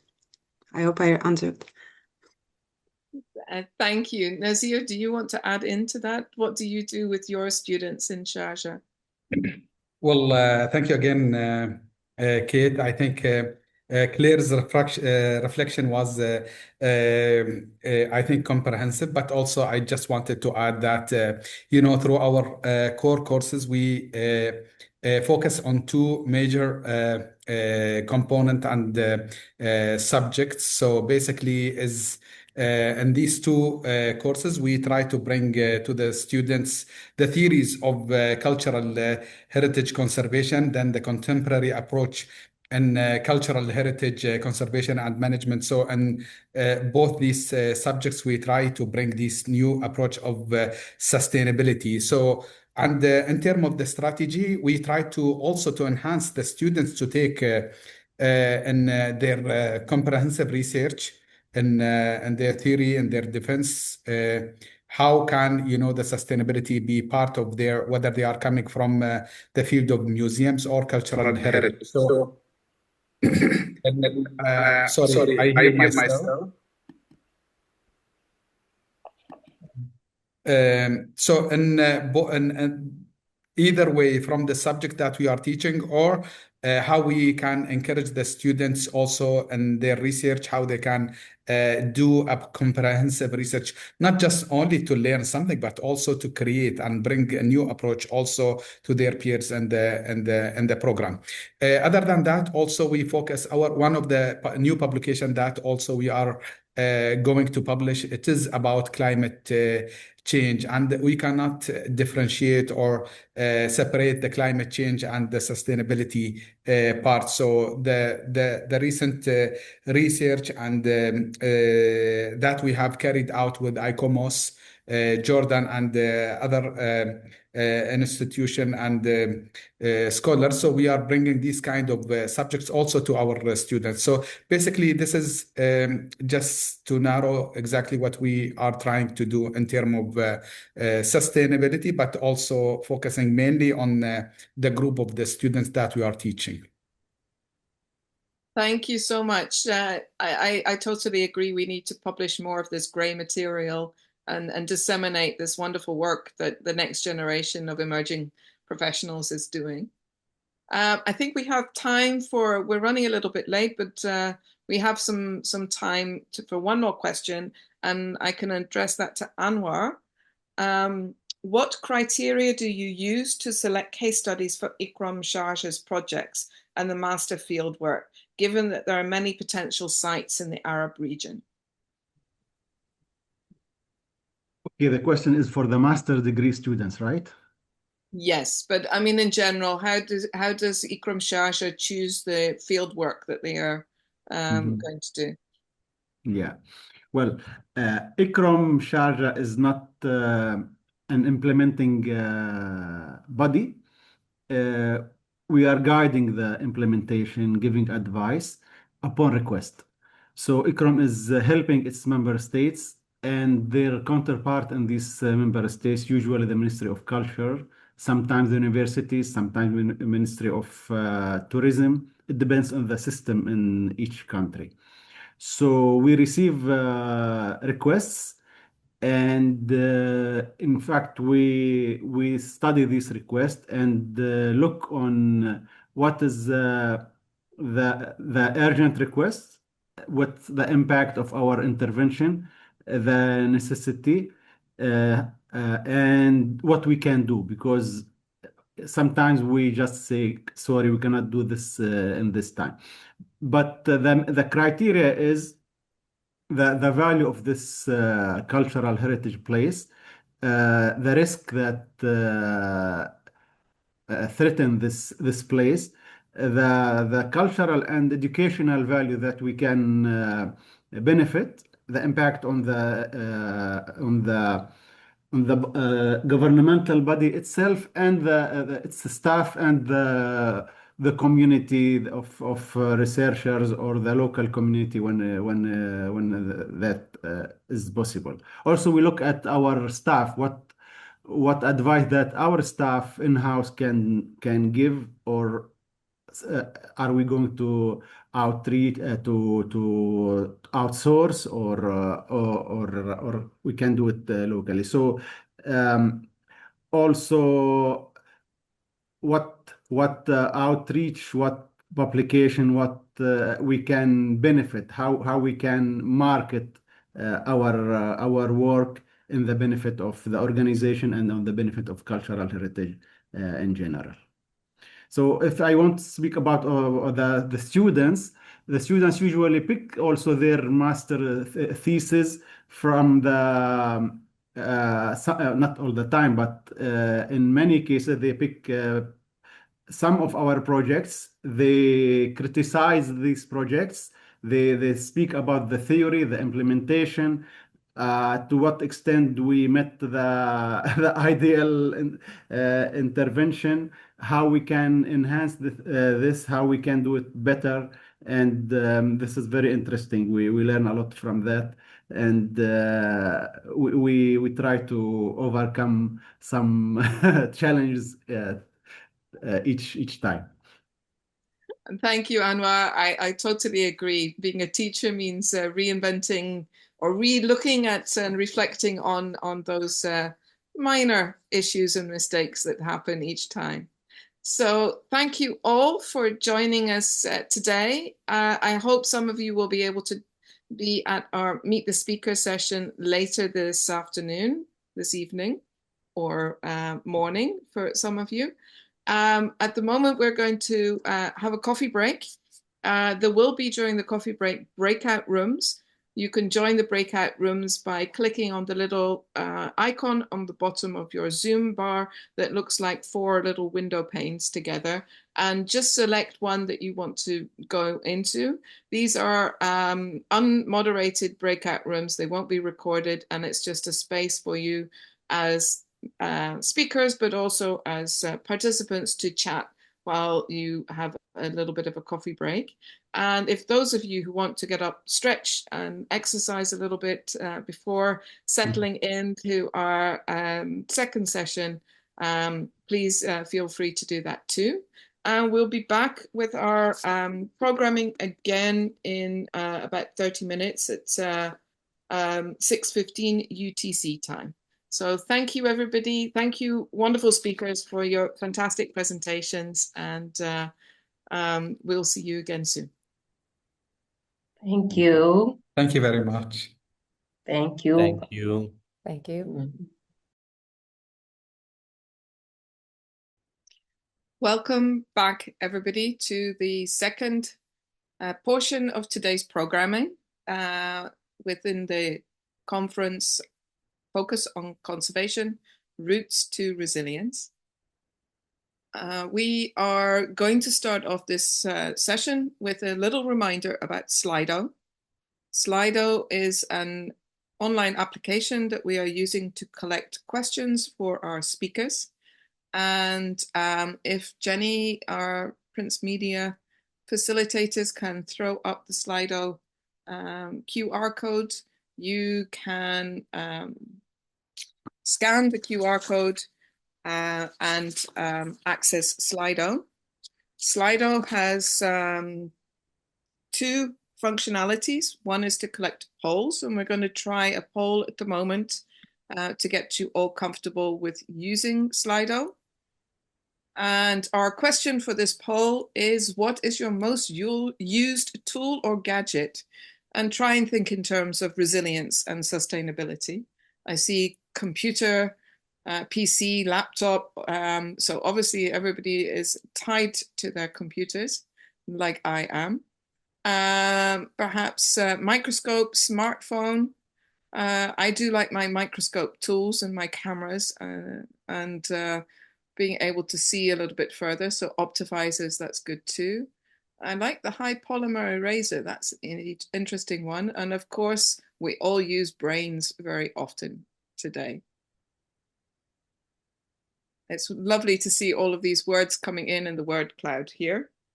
But Slido is also the means that we can use to post questions to our speakers. So when you're on the Slido page, you can see a Q&A at the top of the screen in blue, in the blue bar.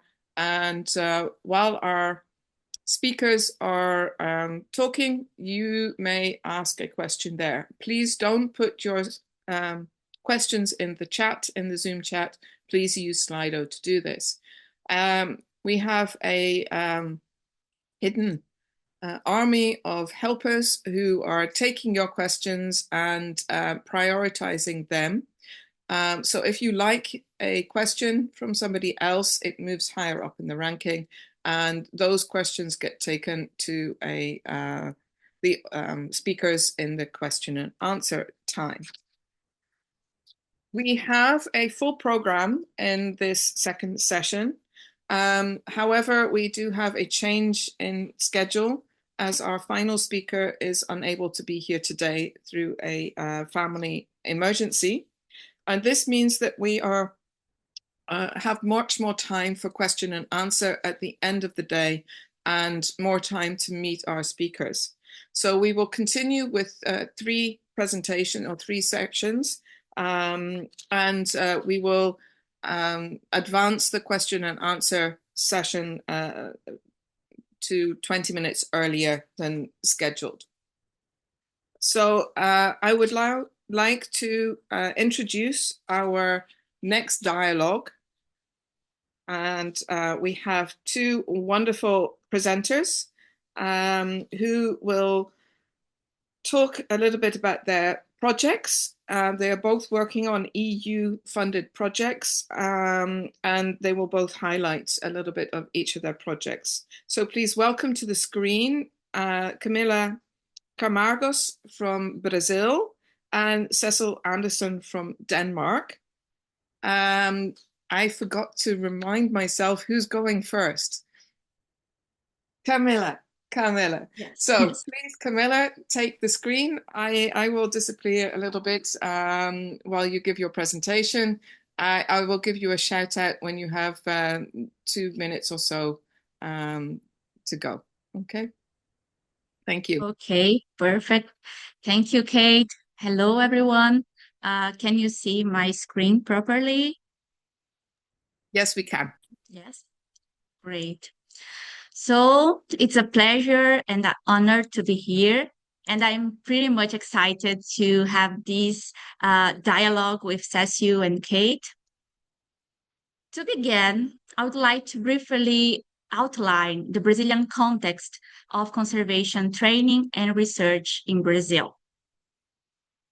In addition to one technical program in conservation, Brazil currently has 5 undergraduate programs, all in public universities, including the Federal University of Minas Gerais, or UFMG, where I'm based right now, and where is located SECOR, the Center for Conservation and Restoration of Cultural Heritage. Naturally, our training and research landscape is deeply rooted in local resources and the of regional expertise and the endeavor to meet our needs. In a broader sense, a key driver of material-based research in Brazil is its agro-industrial sector. Sugarcane plays a central role, with the production forecast to exceed 600 million tons in the current harvest season. São Paulo and Minas Gerais stand out as the 2 leading producing states.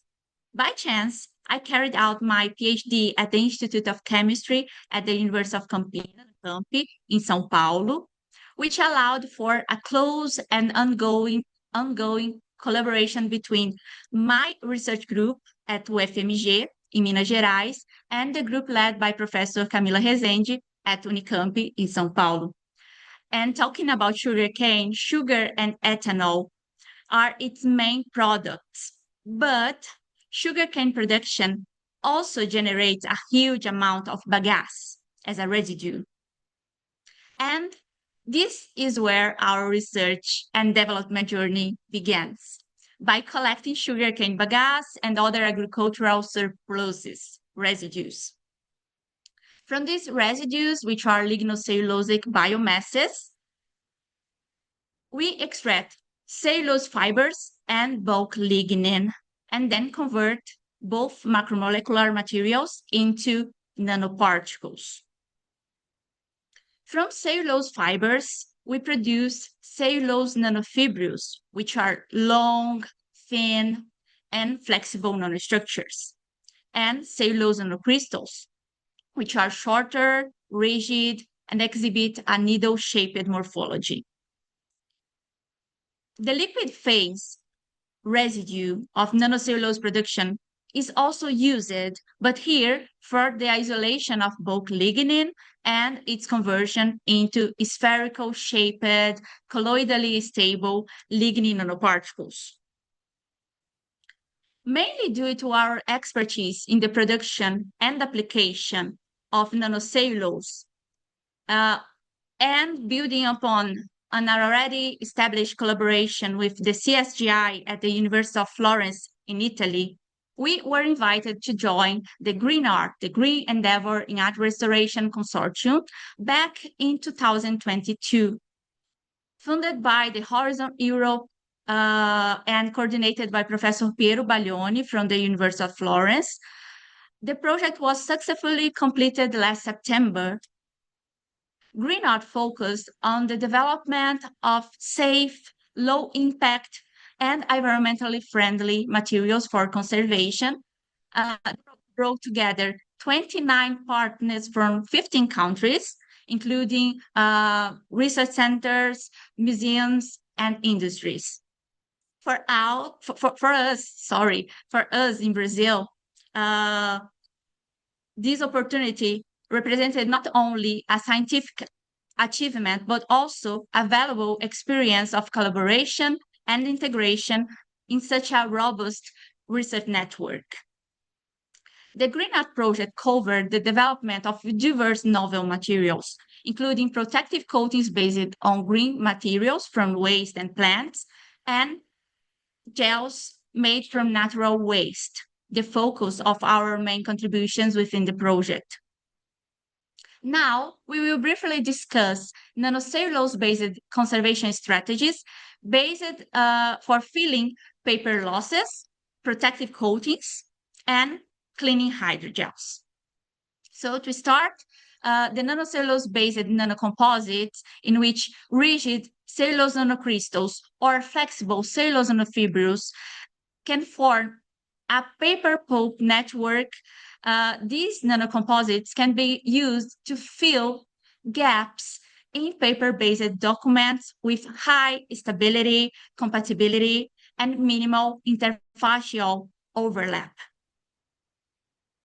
Multifunctional protective coatings containing cellulose nanofibrils, cellulose nanocrystals, and lignin nanoparticles are compatible with the micrometic surface of wood, for example, with less impact than paraloid B72, and have outstanding protective performance provided by nanolignin, which has tunable color, high surface area, and consequently intense UV shielding and antioxidant properties.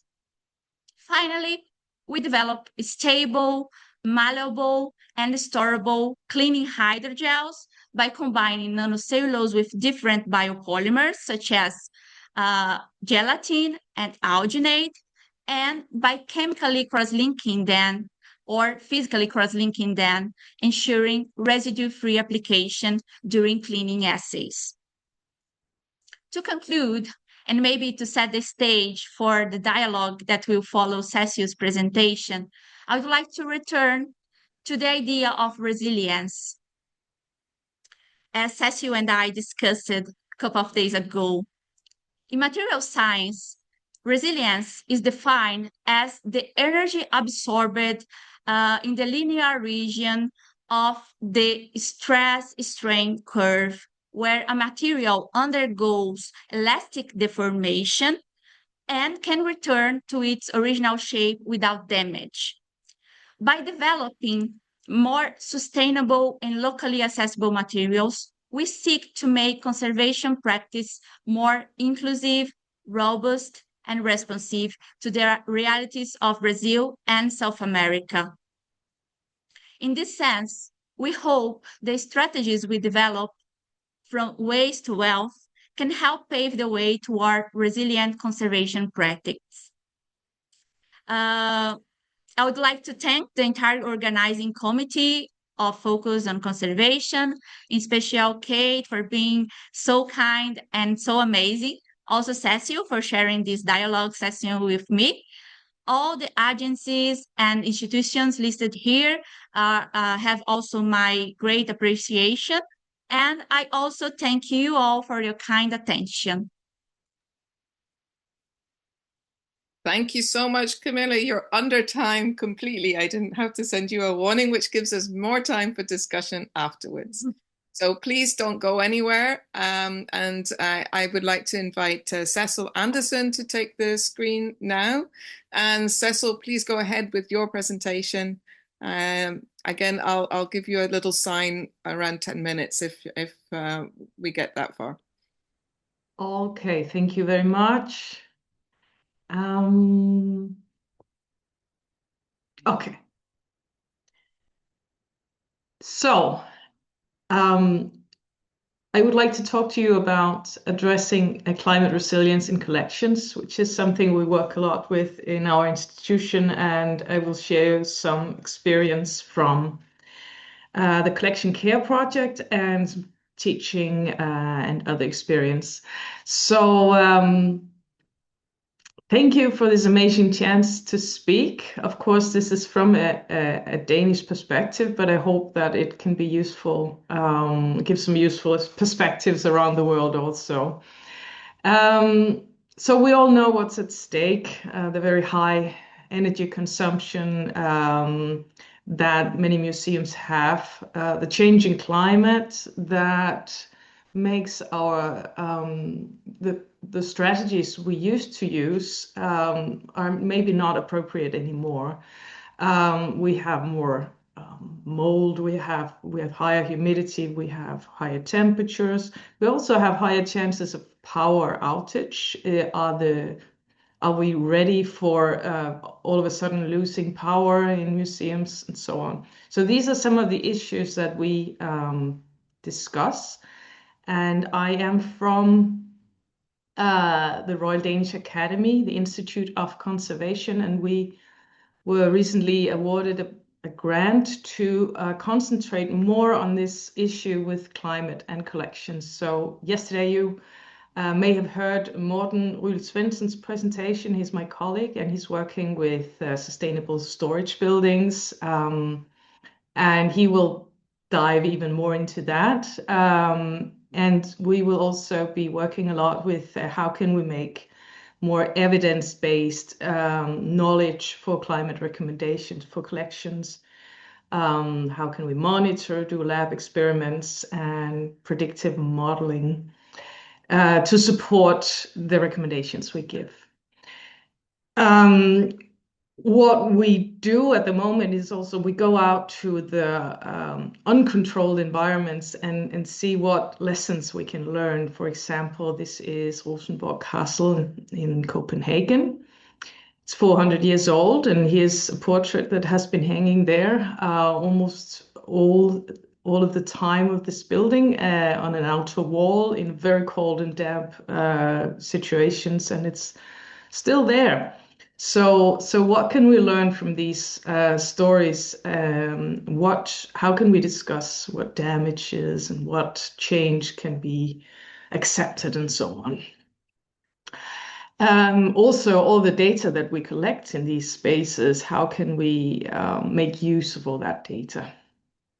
So I will talk about two things, but because I was asked to especially highlight the collection care project, I will talk more about that, but also just a little bit about what you may also have heard yesterday, the Key Futures project called Getting Climate Control Under Control, and what happened after that project.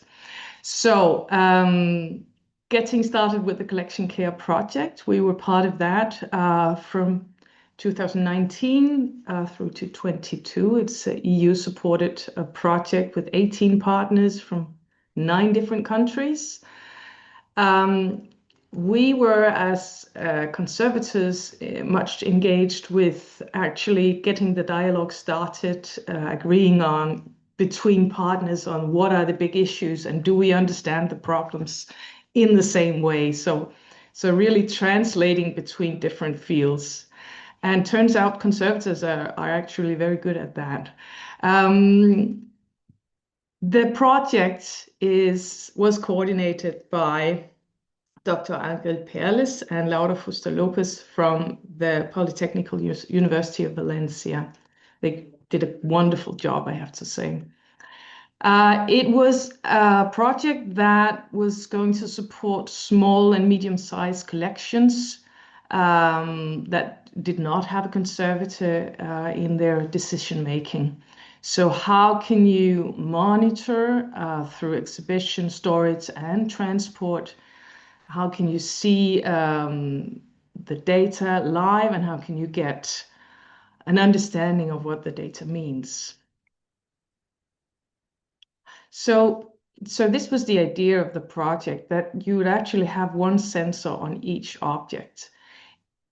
During the project, this changed a little bit because of shortage of supply of sensor materials. So we had to deal with how many sensors for each room and so on, which would be a question that I'm sure you all can relate to. But the idea was that this sensor could follow the object so that we could see how the temperature, the relative humidity, the light, vibrations, and so on. How is my object doing also in transport and in storage? So all this data would be sent to the cloud and be stored there, and then be sent through different analytical tools to compare to current standards or recommendations, or to run them through some degradation models that would then come up with maybe warnings or recommendations of what to do. And so one of the big issues, very interesting issues also, was the discussion of what should we actually provide to the users. What type of users did we have, and what knowledge did they need? Because we can't have warnings all the time, for example. So these are some of the very interesting questions that came out of this project. And it's unfortunately, it did not become a product that you can buy, but all the knowledge is there now for someone else to use. Our part of this project was to do finite element modeling of paintings, canvas paintings, because they're such complex structures. And it turns out that working very closely, conservators and engineers, was necessary for us to produce something that gave a convincing result in terms of modeling. We also, in the project, had modeling of paper degradation, of corrosion, of metals, and of mold on wood.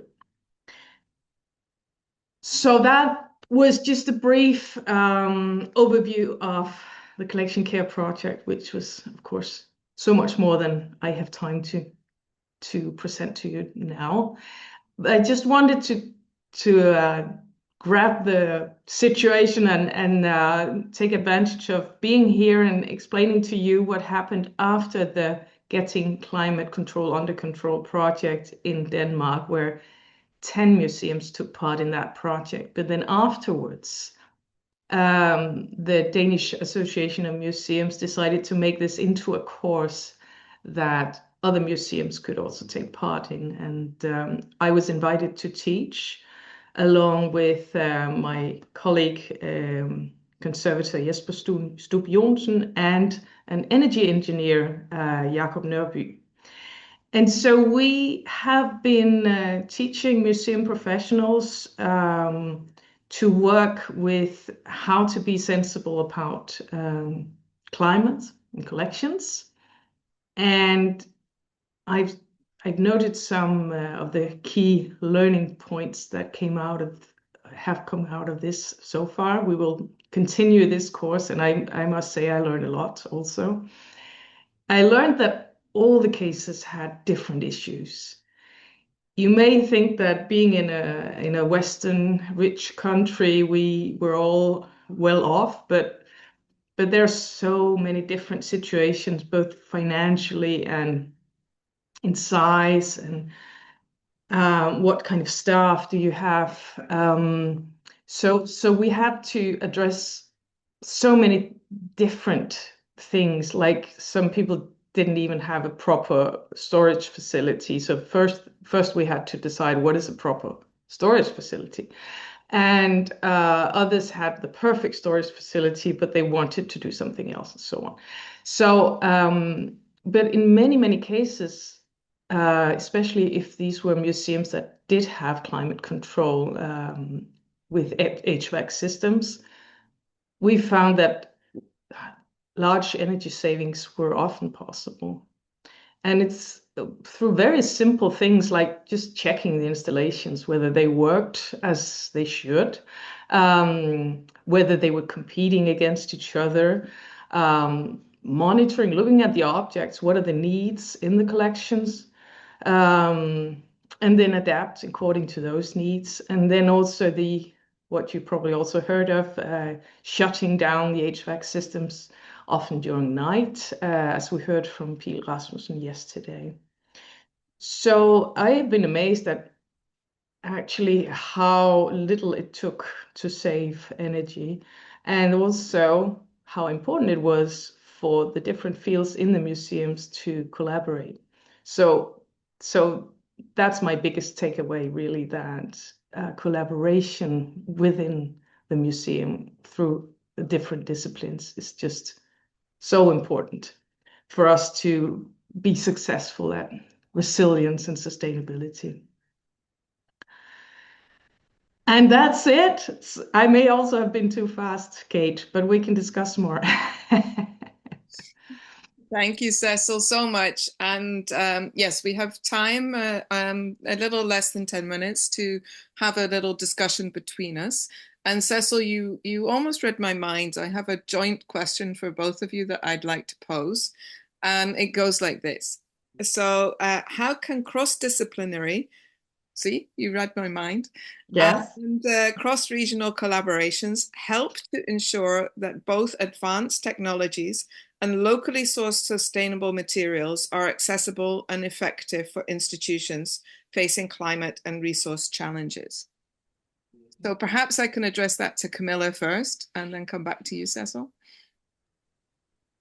Thank you, Kate.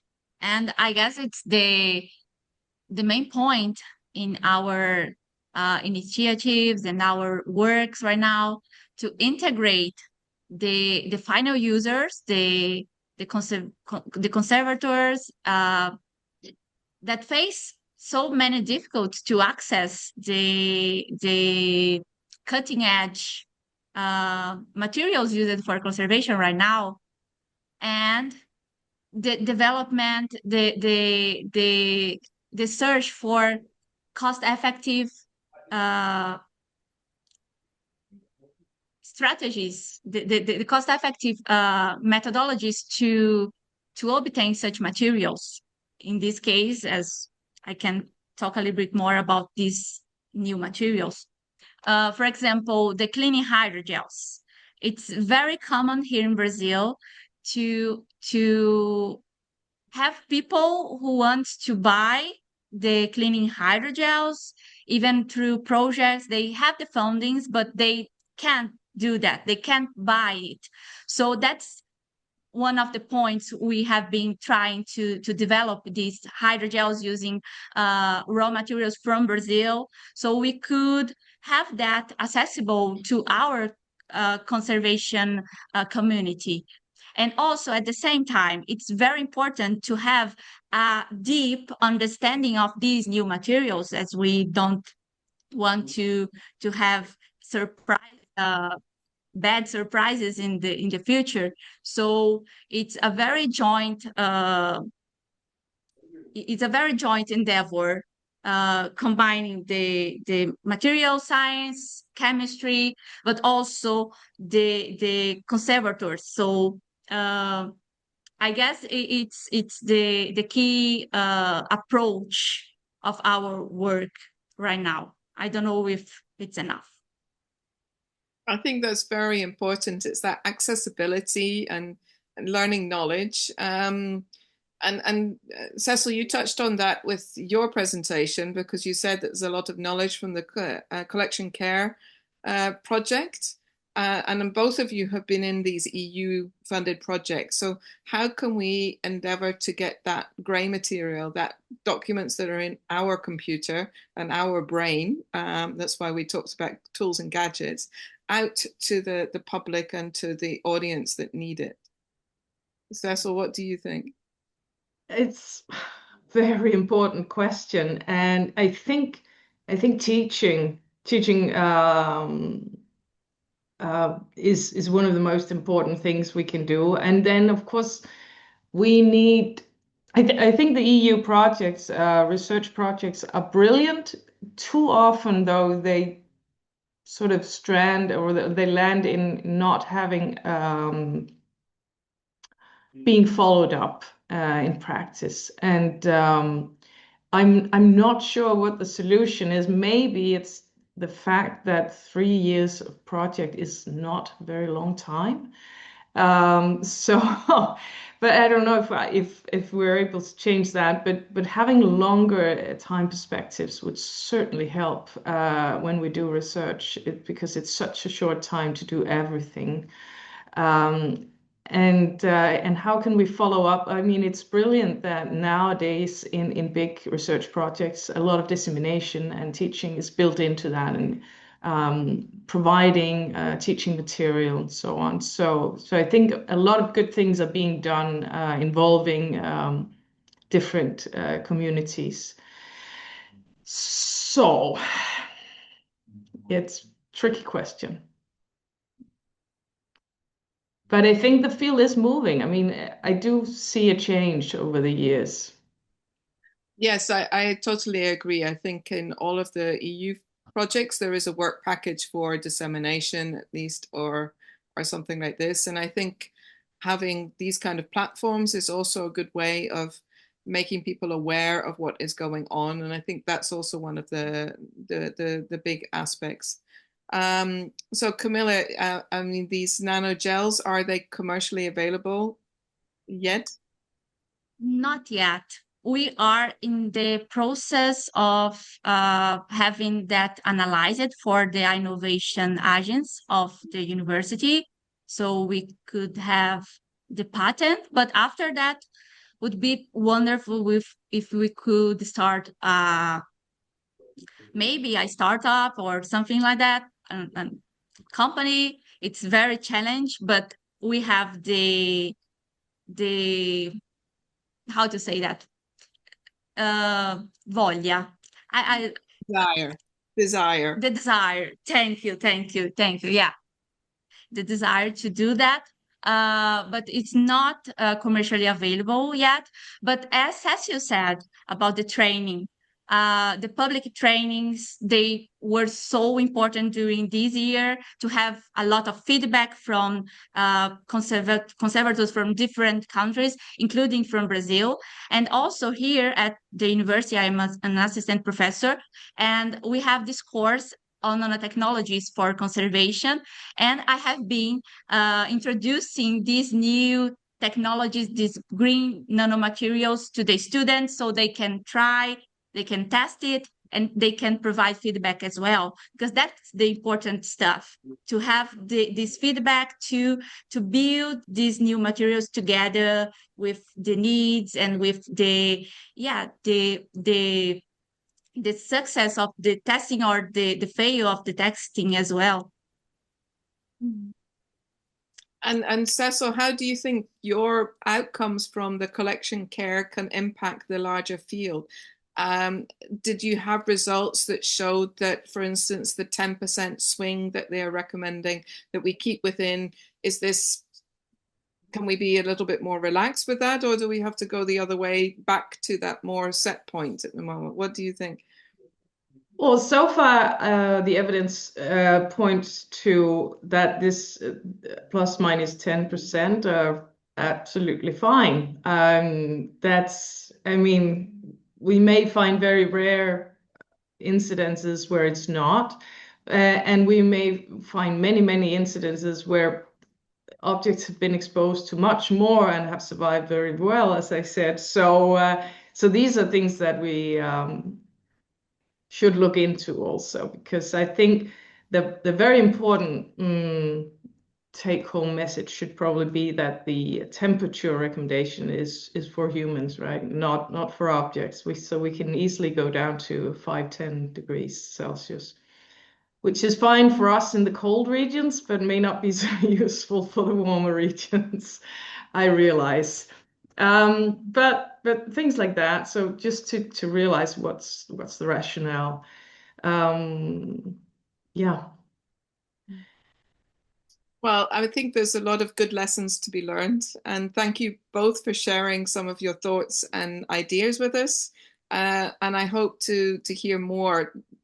15 minutes is not long enough to have on these topics.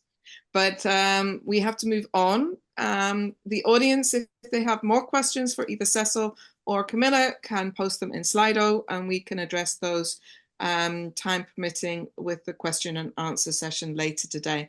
And please, Cecil and Camilla, come back a little earlier because the Q&A will be advanced as we're missing one speaker. So thank you very much. I'd like to now introduce our next speaker, Aisha Fuentes, from the University of Cambridge Museums. Aisha, hello, good afternoon with you in the UK. And I'm just going to immediately hand over to you to discuss in 15, 20 minutes or so, 12 years of work in the Himalayan region. So it's a lot to ask you to do, and I won't take up any more of your time. Thank you. Thanks, Kate. Hold on, let me share my screen for everybody. And there we go. All right. That should look okay for everyone. Let me know if it doesn't.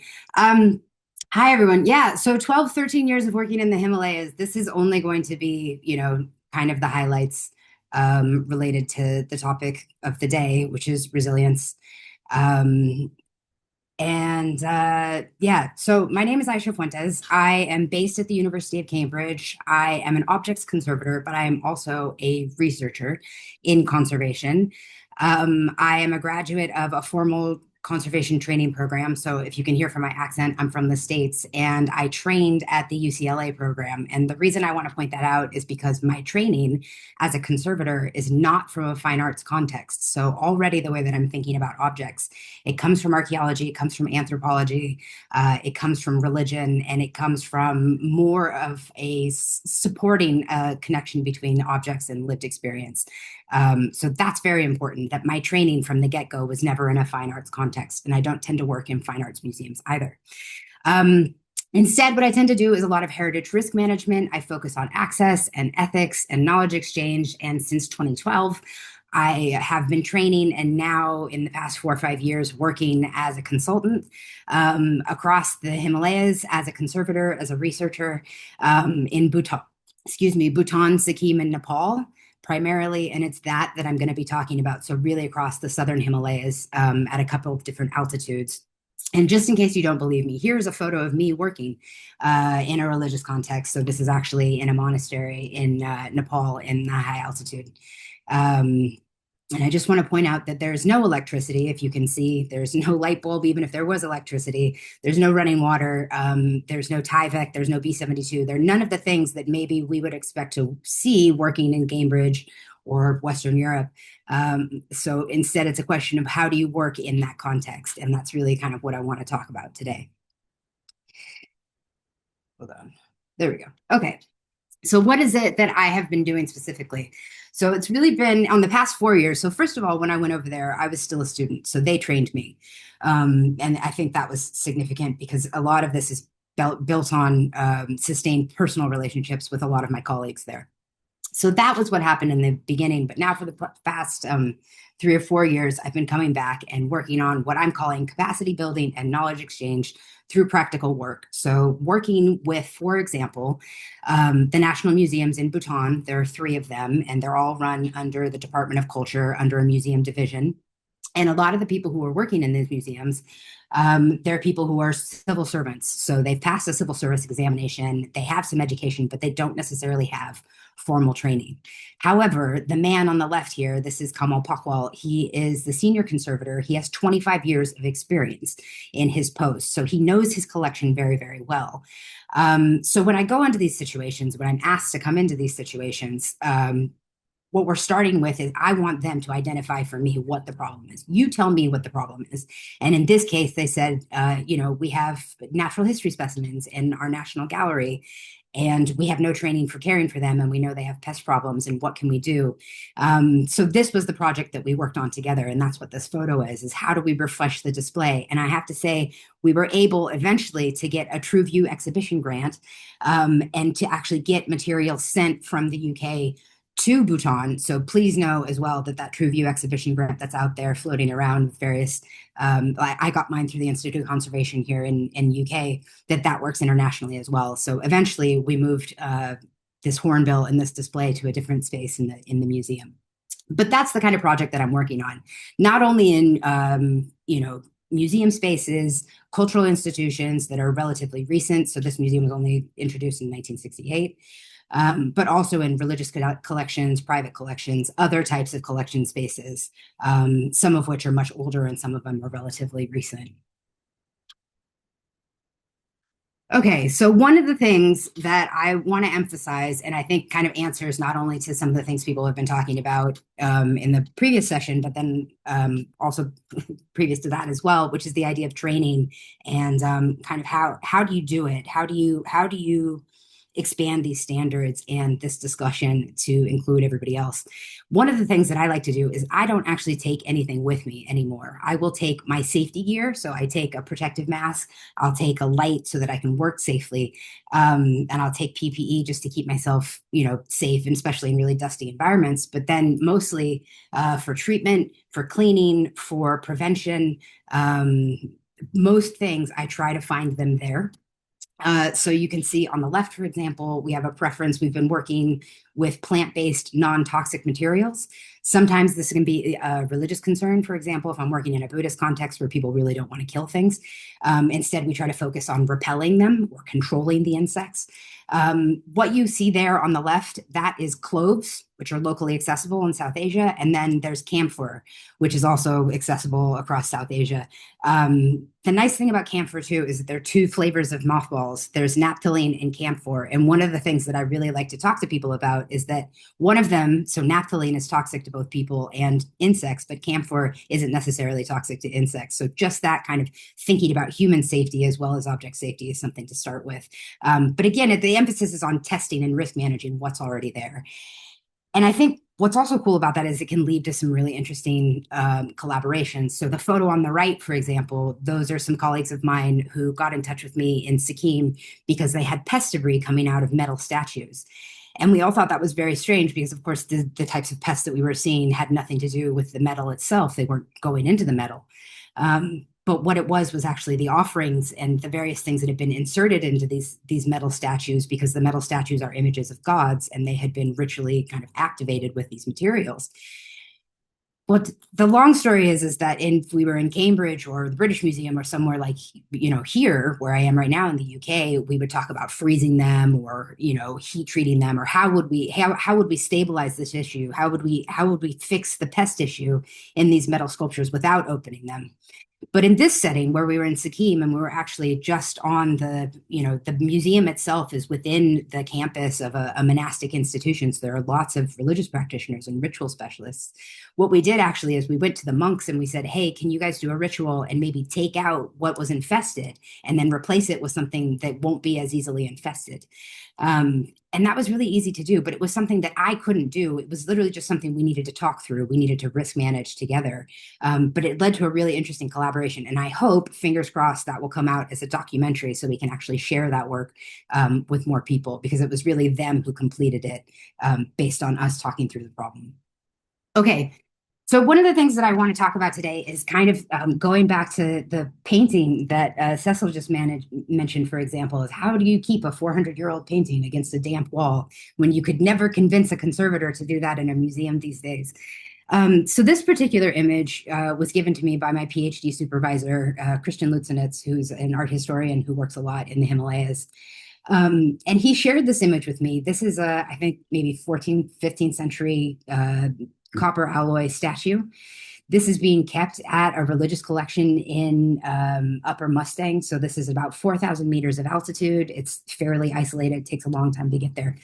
But there's a practice there of repainting the faces with gold paint as an offering, as a way of kind of expressing the value of these objects and renewing them as a devotional practice.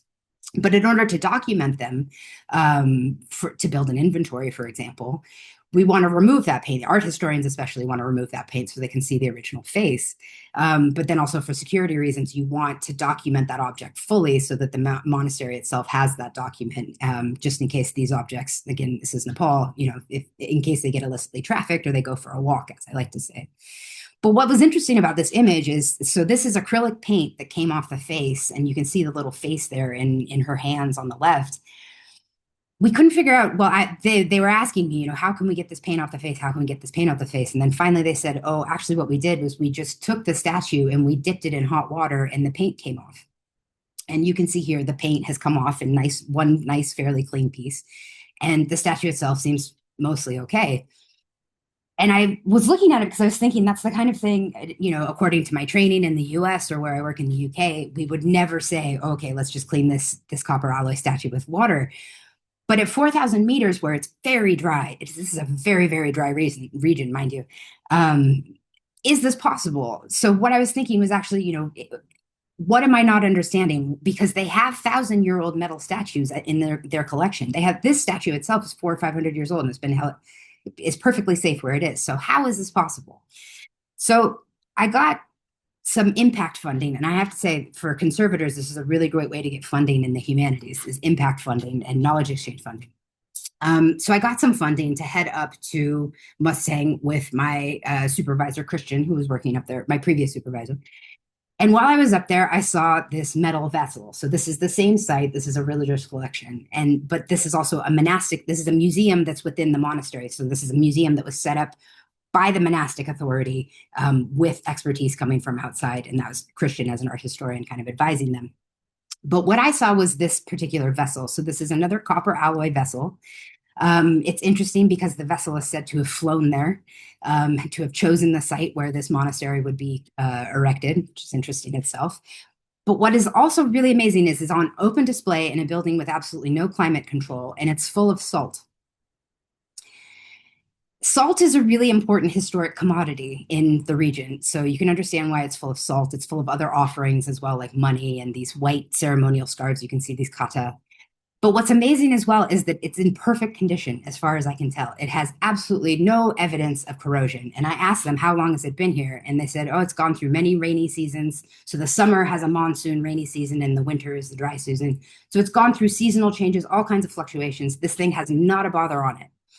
So what I wanted to do was actually measure this, and I put data loggers in there because I just wanted to find out how resilient is this object? What is this object going through that we're not seeing, that we would never in the abstract consent to, as conservators? So please pardon these very ugly graphs. These are screenshots from my phone. I'm so sorry about this, but this is literally, I just got back like a couple of weeks ago, so I really haven't had a chance to go through all this and make it beautiful for you. But so just so you can see, on the left, you have inside the salt pot. And on the right, you have another data logger that was put on open display. It was put behind an object on open display with a south-facing window. And what you can see from the salt pot, at least, is that those daily fluctuations, those short-term fluctuations, seem to be a lot less than what you're seeing on the open display. The salt pot itself, especially you're looking at the RH, that blue line there, is not necessarily stable. It's still susceptible to climate change, environmental change. But in terms of daily stability, it's not too bad when you compare it to the open display on the right at the same site. It's actually somewhat similar to a closed display, so the wooden altars that a lot of different sites use for storage of their manuscripts and statues and things like that. So I put more data loggers in different sites around, and these are religious collections, so this isn't in a museum. This is just me sticking data loggers around. But you can see the salt pot, for example, on the left, and inside a cabinet, a wooden cabinet on the right, and they're both looking relatively stable in similar ways. But I also wanted to see, for example, how does altitude affect these microclimates? So is it actually that much substantially drier in the rainy season, at high altitude than it is at low altitude? That's another thing to measure, again, just because I'm trying to understand what's actually going on there. How are they so good at keeping things in this context for such a long time? And again, just one more comparison. So this is the closed cabinet, which is standard storage for most religious collections in the Himalayas, but not the same climate necessarily on the right. And then on the left, you have an open indoor display in the same site. And this is actually something that's up against the wall. So you can see that fluctuating, that higher humidity. You can see how it fluctuates as well. These are two different microclimates, just even in the same religious space. And both of them have similar items, similar materials and things like that. So just trying to quantify actually what is actually going on here. What is this space? And just a quick note about the data loggers themselves. So people have been talking about how is this possible, right? What kinds of equipment are we using? So if you guys want to, it's in my camera right now. I'm showing you the data logger itself. So this is the logger. It's a tiny little thing. You can get them on AliExpress for less than 10 British pounds.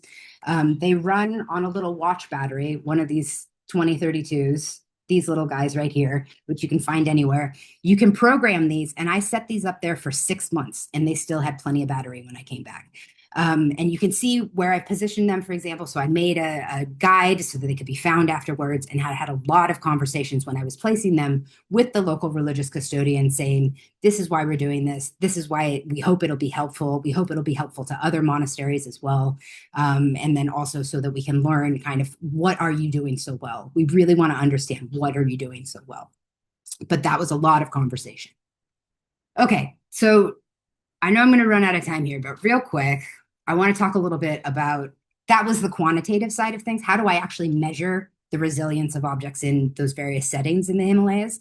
But the qualitative side is also interesting as well. So talking about kind of, how do objects change over time, and how is that value expressed through decision-making about even something as simple as cleaning?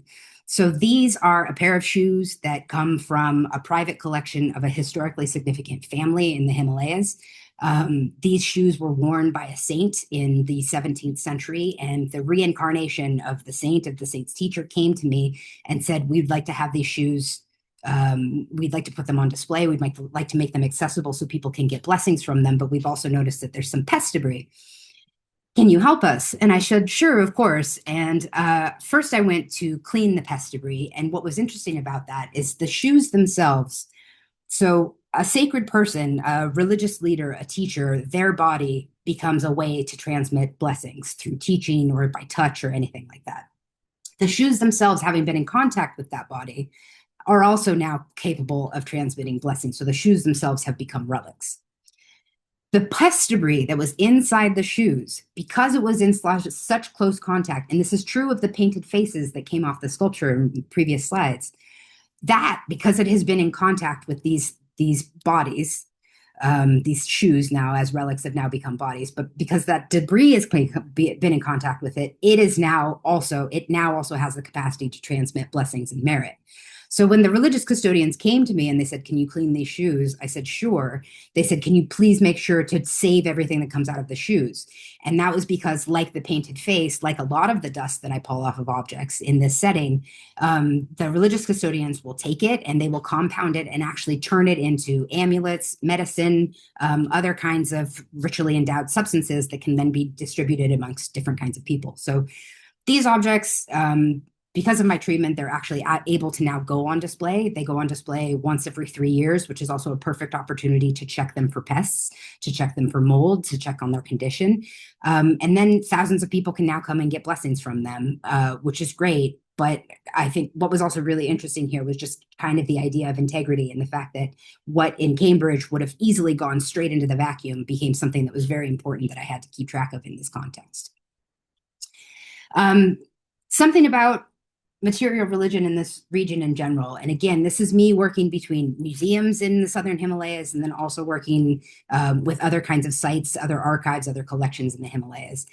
And there's all of my training, which is all about stability and integrity and documentation and all of these accountability things. We have a very different idea of accountability and continuity, right? But here you have, this is a roadside shrine in the Kathmandu Valley, and you can see that it is covered with flowers, it's covered with colored powders, it probably has butter on it. And I've had this conversation a number of times with other caretakers in the region that, is this a conservation problem? Okay, we can't see the original statue that's underneath all of these accretions. Or is it a heritage problem? Because from a heritage perspective, this is an object that is extremely well cared for. It's extremely secure. It has lots of documented evidence of people, of a lived experience. Is this object actually dissociated? No, not at all. If I took it out of there and I put it into a museum where it didn't receive all of these things, would it become dissociated? Possibly. So thinking about these accumulations, thinking about these expressions of care, not thinking about condition as necessarily an art historical problem, or as a question of integrity, or what is the original, and that kind of authenticity debate, but instead thinking of it as a dynamic relationship, as a demonstration of care, as something that you perform as an activity. So just to conclude really quickly, I'm getting there, Kate, I promise I am. So just to conclude, just that working in this context, in addition to giving me new ways to think about problems, giving me new ways to study problems and engage with them by measuring them or documenting them, it's also given me a vocabulary to think about conservation as a way to understand change, as a way to document change and engage with change as something which is inevitable. And I feel like that's really important when we're talking about our sustainability goals, and stability, and kind of what kind of space stability occupies as a standard of best practice in conservation. So the idea that not everything has to last forever, and there's plenty of work that's been done with that in time-based media with Hannah Holling and things like that. But that's also something you can think about, hopefully, in other collections as well. And then just to wrap it up, I want to leave you with what I hope is an image of incredible longevity, investment, stakeholder buy-in, anything that you want to see. But it is not a rock that is 1,000 years old. It is not an object that has been seen by billions of people or is worth millions of pounds. This is just people's feet in the floor, and it's because they have stood in the same place and done the same thing for hundreds of years. And this, to me, is an expression of care. And I just wanted to leave it there as another idea of a material lifetime and material well-being. So thank you. Thank you, Aisha. I'm loath to interrupt you. I could listen to you for hours, and you're touching on so many things. I love going to the museum in Mumbai, CSMVS, and watching the curators there in the morning give a puja to all of the statues that are out in the collection. And, if we go back to looking at small relics of pilgrims that come to church collections, to sacristies, it's the same aspect. We're just going round in circles almost. Or perhaps we're not going round in circles at all. We're just lost that route of circularity. So thank you so much for your thoughts and your tips and tricks. And I hope that this gadget is going to get a little bit, maybe we can find a less AliExpress source for it to get it from being shipped from one side of the globe to the other. Thank you so much. We have one more speaker today, and our final speaker is Catherine Hansen from the Smithsonian Cultural Rescue Initiative.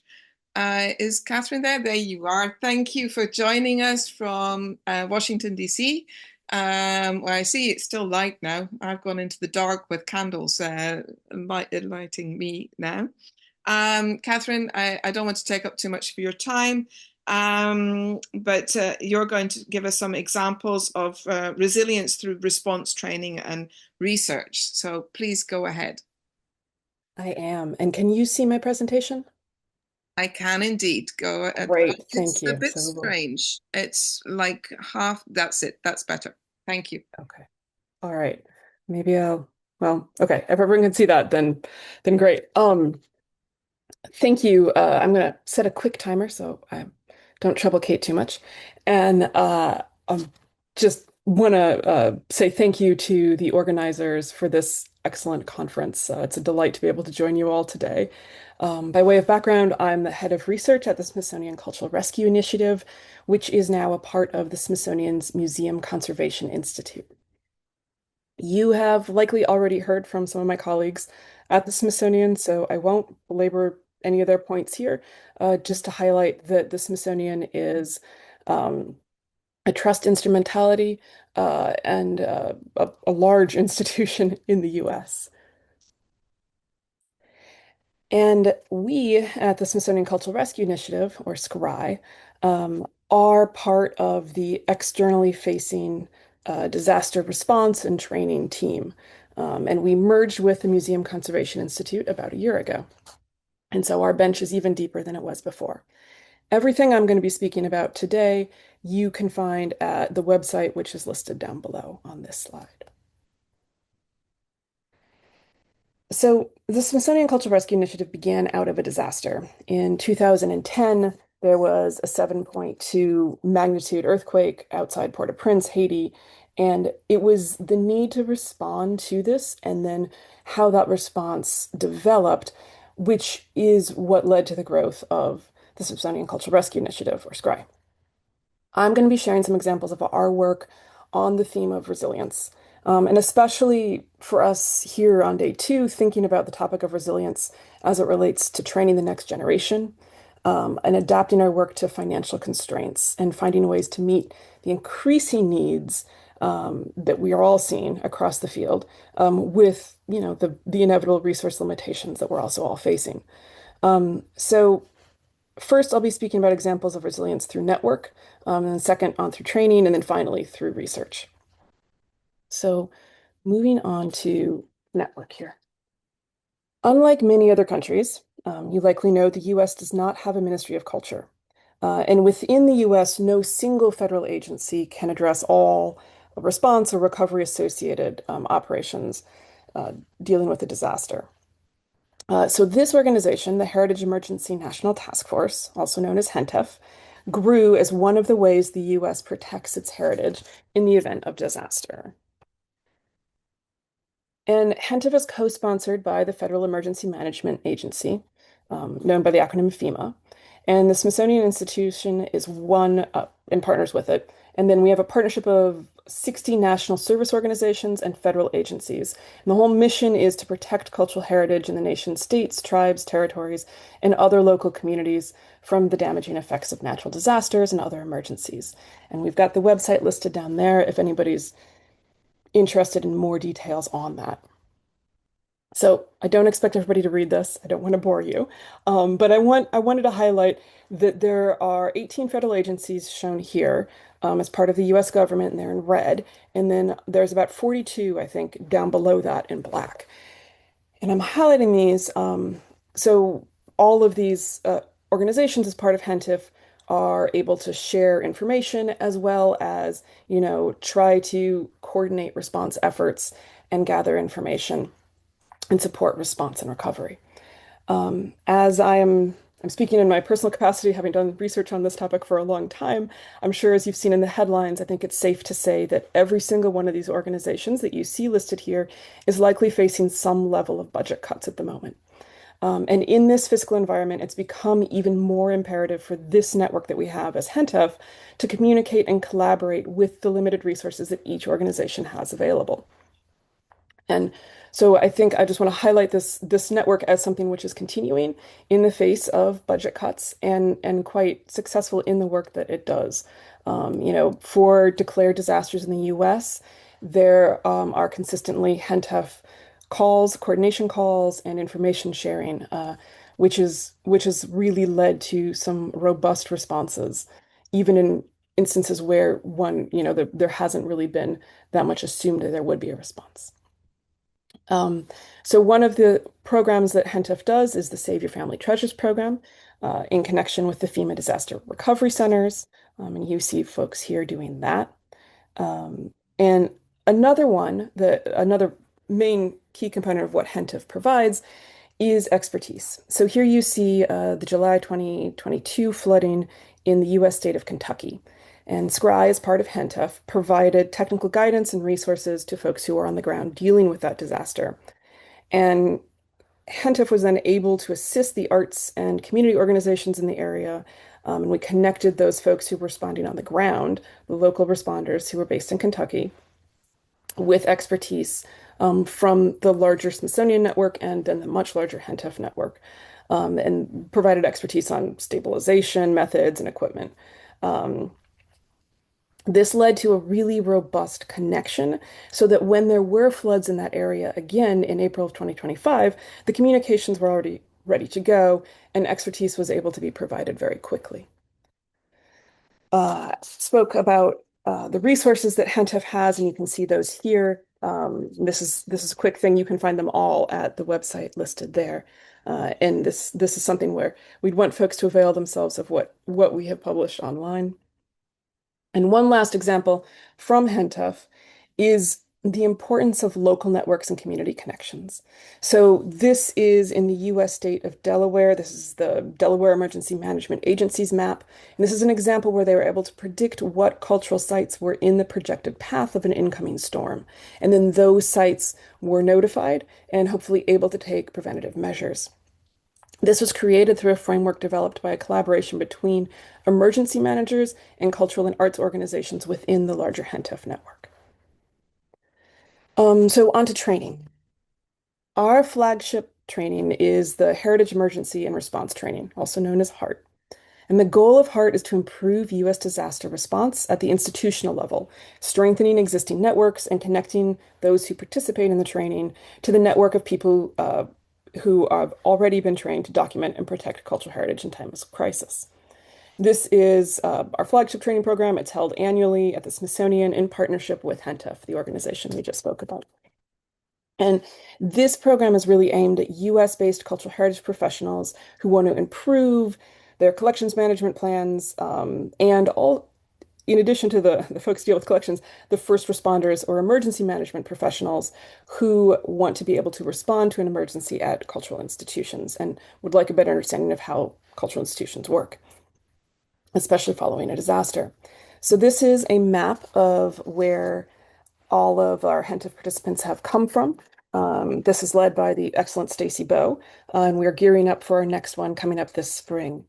I want to highlight that the goal here is to provide preparation and response, focus on the immediate aftermath of an emergency, and every community risks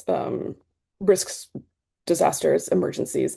And what we're really seeing in a more fiscally restrictive environment is that it becomes even more imperative for folks to have that sort of training.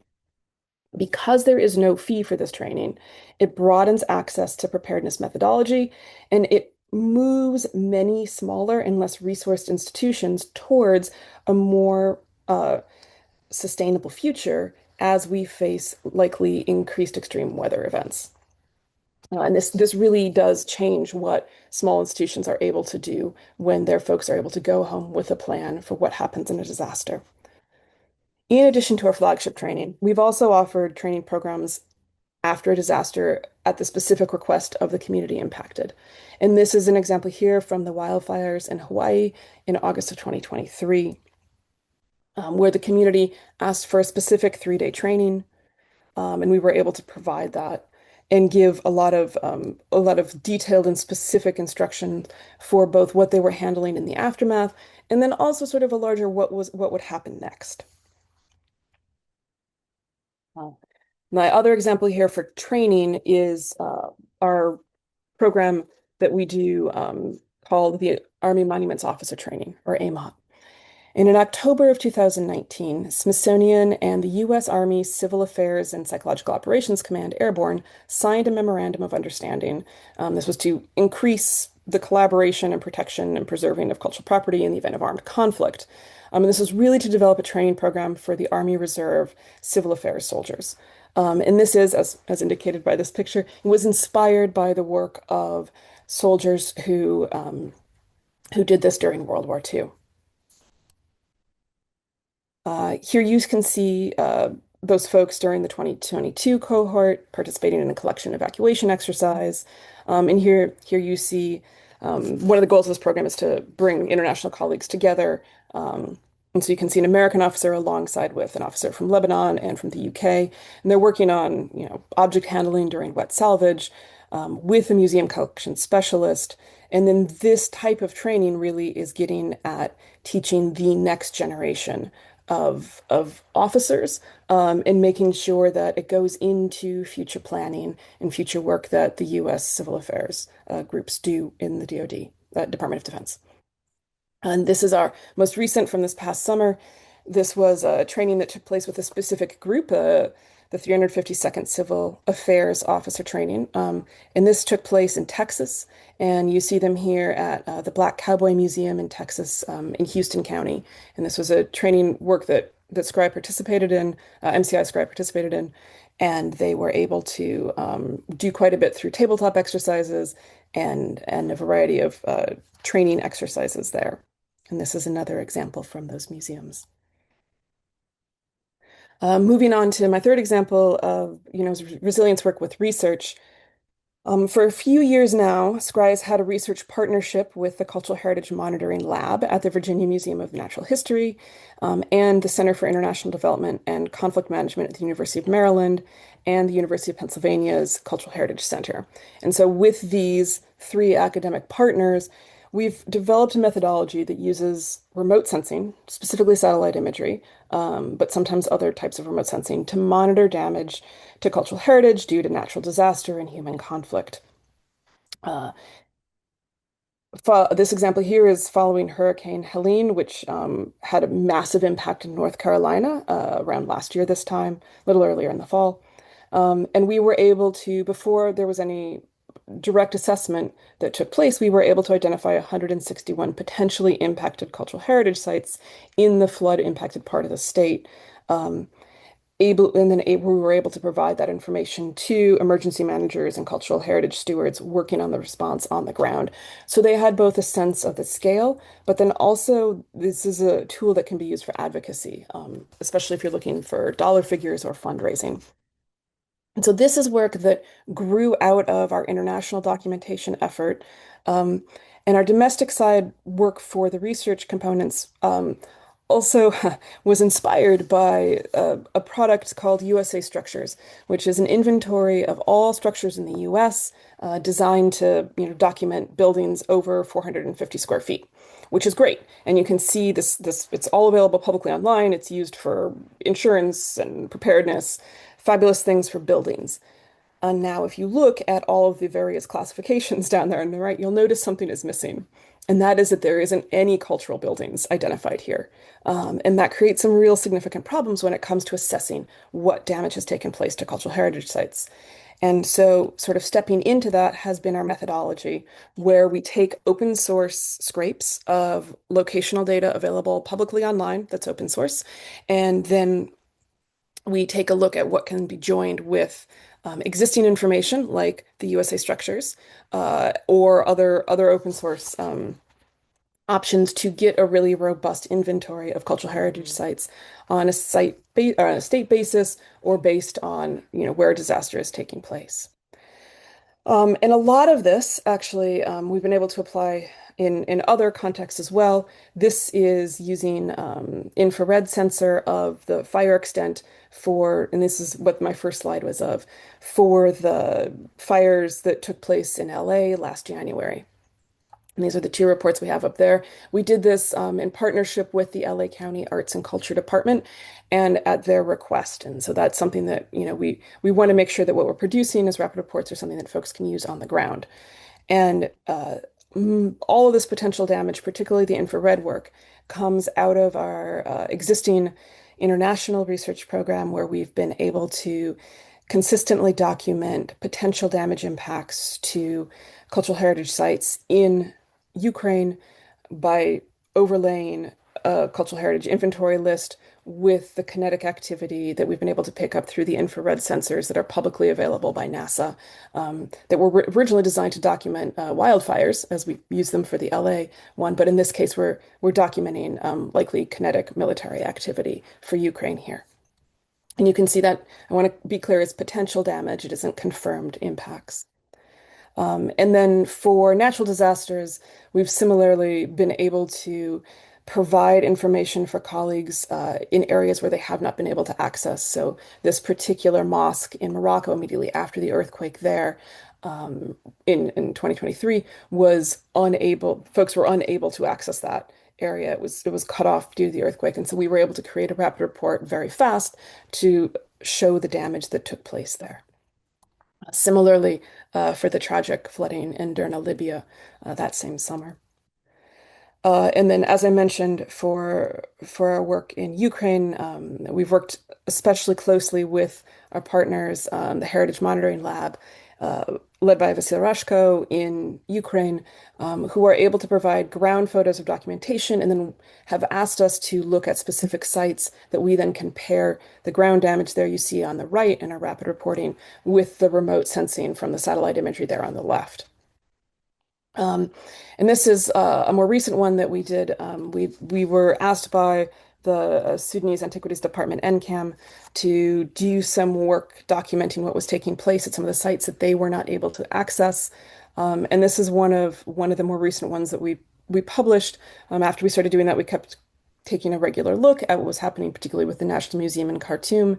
And this is prior to the area being accessible. We were able to document that the storage containers in the back of the museum had been looted and robbed pretty heavily. And so this allowed them then on the ground the ability to prepare for that and to expect that when they arrived and to consider what would be needed as they were doing the response work. It would be negligent of me to give a presentation on that involves satellite work with the topic resilience without talking about needing to often be able to use non-digital assets. We're all familiar with communities that do not have the ability to access the software programs or the satellite imagery necessary for this sort of documentation of damage. And I want to highlight this as an example from the humanitarian field, where in the immediate aftermath of an earthquake, they simply printed out a really large map, satellite image that had a map overlay, and then they used Post-it notes to identify the buildings that they wanted to prioritize, that they wanted to document as damage, and that also what was listed as, educational versus cultural, or health-related, things like that. And so I want to end with this particular instance because although I've talked about a lot of technology and the map making that we do provides that, at the end of the day, if it isn't useful to people on the ground, it isn't helping a community become more resilient in the face of either an existing disaster or prepare for the next one that's coming forward. And so really what we want to make sure we're producing is stuff that is helpful going forward. And so with that, I'd like to say thank you. And you can follow us on LinkedIn or Facebook. We're available, and I will be here for the follow-up question session and then also for the breakout group after that. All right, I'm going to stop my sharing now. Thank you. Thank you so much, Catherine. I think, the fact that you involve communities really resonates with me, and it also speaks to some of the earlier presentations earlier. And thank you for sharing that insightful information about how disasters are treated. I wanted to say, I'm losing my words at the moment, for a very large country, which must have very disparate laws, regulations, practices, communities, climates, and everything. So it's a very big challenge that you're tackling there. Thank you. So don't go anywhere. I would like to invite the other speakers back for the question and answer session now. Unfortunately, our final speaker for today could not be with us. So we are just going to jump now into the question and answer. Gives us a little bit more time, and we'll spend a good 15 minutes here, and then we'll move you into breakout rooms so that you can meet the audience. So thank you all. Welcome back to Camilla, Cecil, Aisha, and Catherine. I have a list of multitude of questions to go through with all of you, and I'm going to jump straight in with Aisha. These questions are from the audience. They're posted in the Slido, and I'm just pulling them through from that. So, Aisha, given the huge climatic and cultural differences, were the practices that you learned in Nepal and that you took to your daily routine in Cambridge? What were they? Yes, what were they? Oof, God, I think the biggest thing is that I just don't stress out about anything anymore. I think when you have worked in a setting like the Southern Himalayas, where the biggest risk is usually security or like a natural disaster, you're looking at flooding or you're looking at looting or pests. I think the sense of perspective, looking at some of the challenges that my colleagues face in terms of trying to maintain their collections and looking at how resourceful they are in doing it. All of that makes walking back into somewhere like Cambridge, or even, you know, I'm asked sometimes to work in other museums as well, going into any museum storage facility. And I think this is an important point, because I think it was, I want to say Cecil, I think it was maybe you who said that there's an idea, and I think there is an idea, that somebody somewhere in some wealthy country has a beautiful, perfect museum facility where everything functions, and we've achieved all of these fantastic standards. And I think it is so, so, so important from my work over there, and it is something that I bring back over here, is to say that none of us are getting this right. Nobody knows what's going on. Nobody knows what they're doing. And what we all need to do is to just kind of study what's actually happening and start exchanging information. So I think that's the biggest thing, is that, like, it's very hard to make me worry when I come back over here. That resonates also with me. I work with quite a few local museums, the Museum for the Women here in Limburg, and their resources are zero. They are staffed with volunteers, they have no budget, but they're still doing fantastic jobs. And I think looking at the presentation that we had earlier in Argentina, using resources that are local, that you have, that you don't necessarily need to throw away, but you can recycle and reuse. I think that is so important. And I do see this in working in India and other areas where getting those resources is also very challenging. So thank you, Aisha, for sharing that with me. Moving on, Catherine, I have a question for you. So in major disasters, what should be the first stabilization steps for unique paper archives in the first 24 to 48 hours? It's a very specific question. So I'm an archaeologist. I probably should have mentioned that. And I am going to actually beg off that one and phone a friend, and I will get back to you. I can drop it in the chat after I consult with a paper conservator. But I'm not qualified. We don't actually have, like, there's no cookie cutter answer. I think this is going to be my wishy-washy way of answering this for you. I'm not going to give you a set of instructions because each disaster is different. And my conservator colleagues are so enormously skilled as that when they get on the ground and they do see something, it is like the earlier presentations mentioned, it is trying to create a solution, particularly in a disaster situation. It's a rapid solution in an environment that is less than ideal, and often with equipment that is not what would be the norm as typically experienced in other types of locations. So I will, if anybody on the panel who is a conservator would like to weigh in on this, please feel free. But I will see if I can get an answer for you and phone a friend and put something in the chat. Thank you, Catherine. Actually, Camilla is a paper conservator, so please, perhaps we could throw it to Camilla. Yeah. Do you want me to try to answer it pretty quickly? Okay. So, in fact, I don't have concrete experience in disasters, but we had here in Brazil, unfortunately, last year, a huge flood in the south of the country, and a lot of forces were put to try to save as much of the collections as possible. And I guess the first step they shared with me were they try to select, try to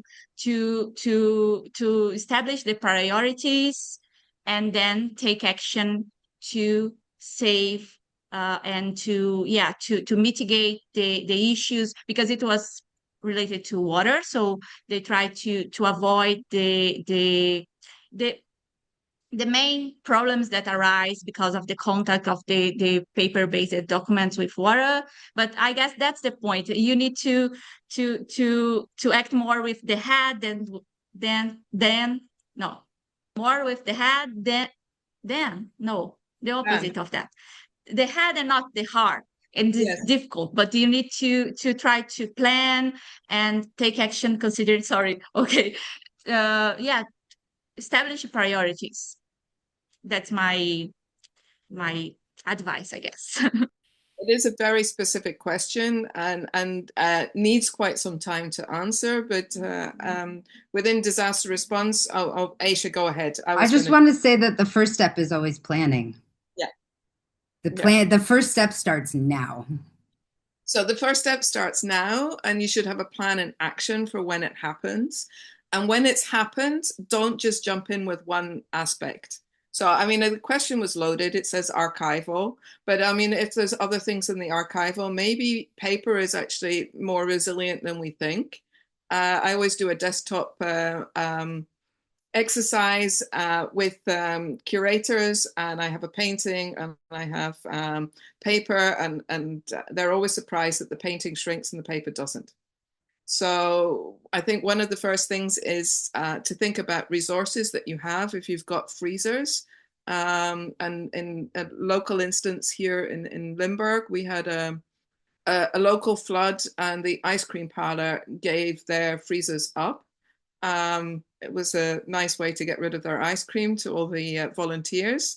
But the paper objects went into their freezer, and then they can deal with that instant later at a later date. And then the immediate response to save some of the other more fragile objects came up.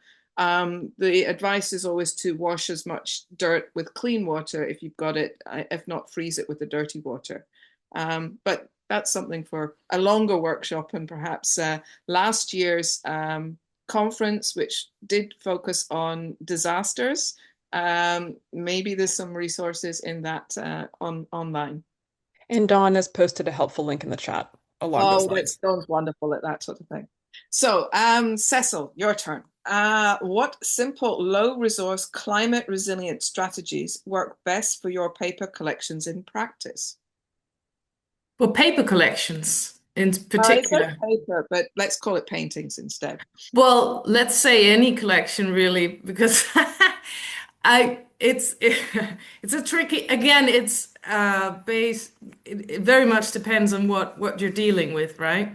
And as I said, every situation is different. But let's just start with saying that in the past we would treat objects so that they weren't so responsive, for example, with wax or pesticides or whatever.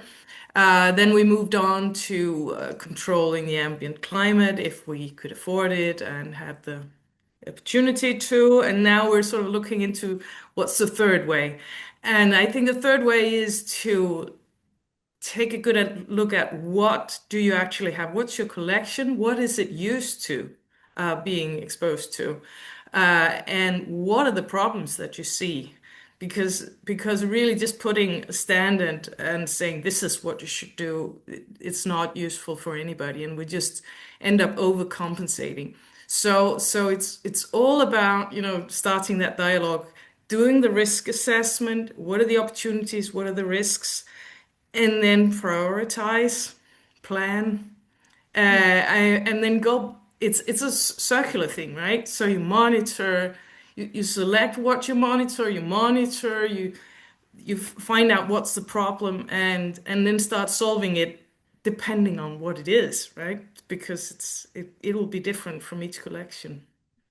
So sorry about the long answer. I think it's a good answer, and no answer is too long. I shouldn't be speaking too much, but I wanted to emphasize that these documents, these guidelines, they shouldn't be standards, and they're living documents. They have to be completely reviewed and updated on at least an annual basis, and that means staff training as well, because staff changes, and if you don't know where the plan is, if you don't know what's in the plan, then you can't implement the plan.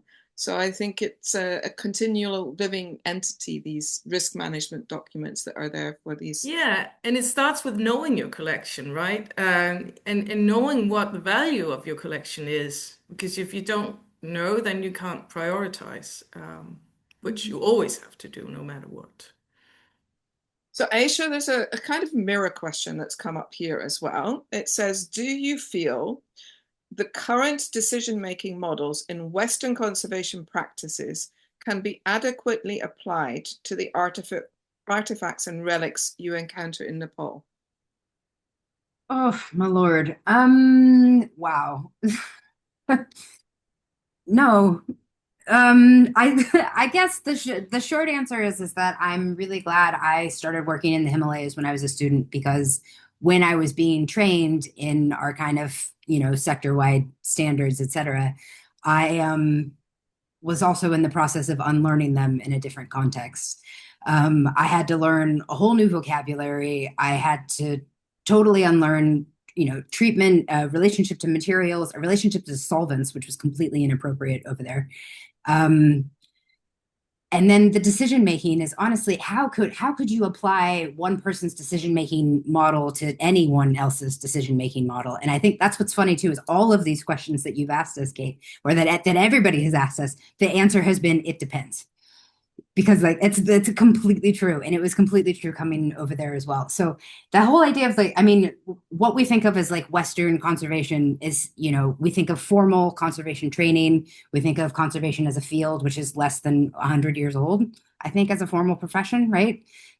So to go over there and to be like, I have my 250-year-old chemistry textbook, and I therefore understand science, it just doesn't seem. It never seemed appropriate. And yeah, so the question is just a resounding no, but I feel like also that's true even here, working at a collection like the Museum of Archaeology and Anthropology in Cambridge, or even going between different museums within Cambridge, that one collection is going to be a fine arts collection. They're going to have a very different acceptability of risk than, a earth sciences collection, a geology collection, where they're very accepting of access and risk in a totally different way. So I think, just kind of the same answer that we've been giving to every other question, which is it definitely depends, but also no, because every decision has to be made in a bespoke way with that group of people in that specific context. I totally support this too. I think those are my most common uttered words as a teacher. It depends. It depends. You've got to figure it out. You've got to make that decision. It's got to be yours, and you're going to make that based on common sense, knowledge, context, and a whole plethora of other combinations. But there isn't going to be a one, and I'm slightly concerned that the field is going towards standards, and standards are great when you've got scientific experiments that you've got to perform so that you can compare results, but not when it comes to dealing with objects.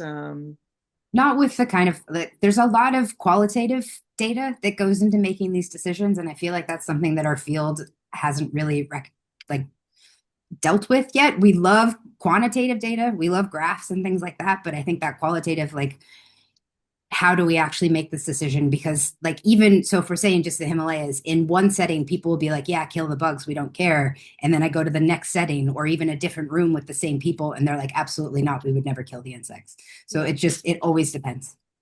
And these intangible aspects, whether it's religious based or it's just use of object base. So do I love this object? Do I not love this object?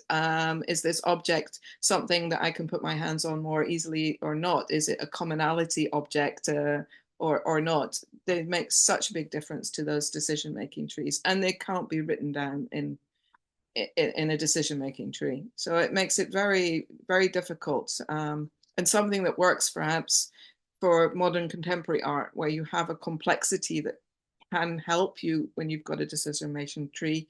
Sometimes that doesn't transmit to other fields. And yeah.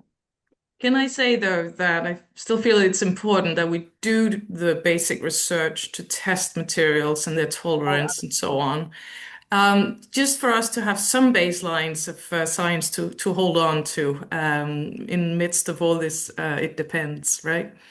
And I think that then the standards help. You know, you need to have a benchmark to be able to compare results. And Camilla, you probably had that when you're coming into testing these cellulose. So we do have some questions to you about the lignin that is there.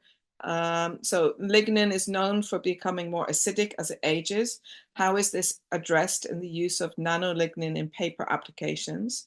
What is the reasoning for adding lignin back into the polymer after it's been separated?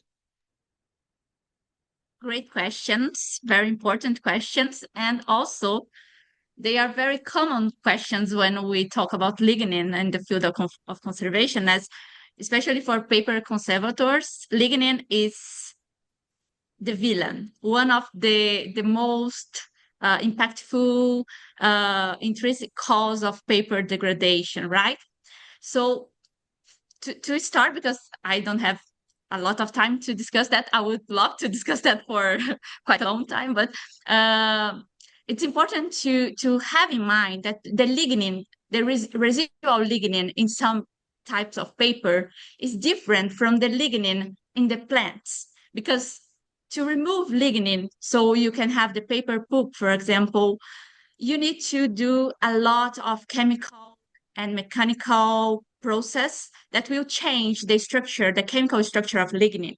So in the plant, lignin has that very interesting protective properties I mentioned during my presentation, because these properties that lignin has in the plants, like the antioxidant, the UV protection, they are even more intense. They are more strong. They are stronger when you have the lignin in the nanoscale. But before that, when you try to remove lignin, you need to cut it down. You need to break it apart, and you change the surface groups on lignin so it can become more reactive, and it can form degradation products that are acidic, and that's for sure. But in the wood, for example, lignin is one of the components, and that's okay. There is no issue in that, because for wood, the processing to have the processing of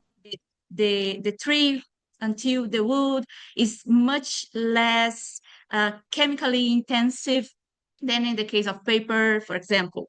So that's the point. The second point is, so when we produce the nanoparticles, we carry out chemical processes that are controlled. So we have the structure of the final lignin more stable.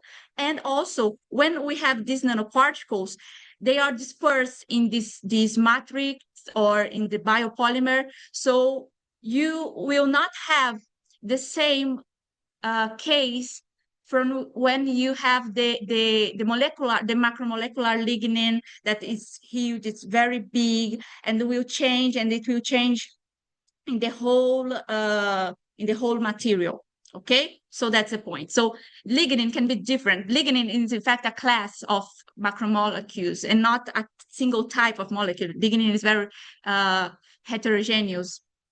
Okay, and the second point is, when, for example, the sugarcane bagasse, I showed you the way the sugarcane bagasse seems like.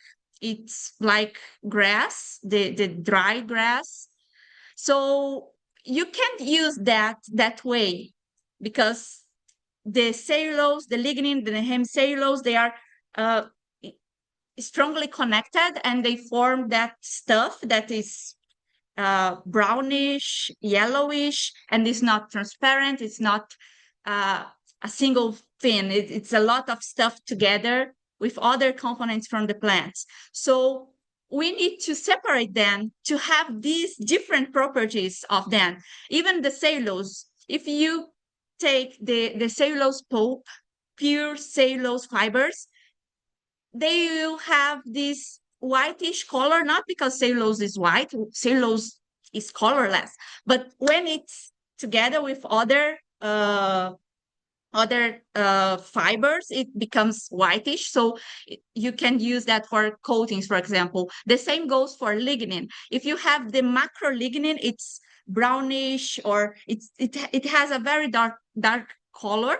And when you extract it and convert it into nanoparticles, the nanoparticles have a very light color, and it's lighter in the protective coating, for example. And right now we are preparing colorless lignin nanoparticles, so you don't have that yellowish color at all. So that's the point. You need to separate them so you can change them into the nanoscale and apply them together again, because they are very compatible. But that's the point. If you use them as they are in nature, the nanostructures are there inside, but they do not appear. So you need to bring it to life by extracting them and converting them into nanoparticles. Okay?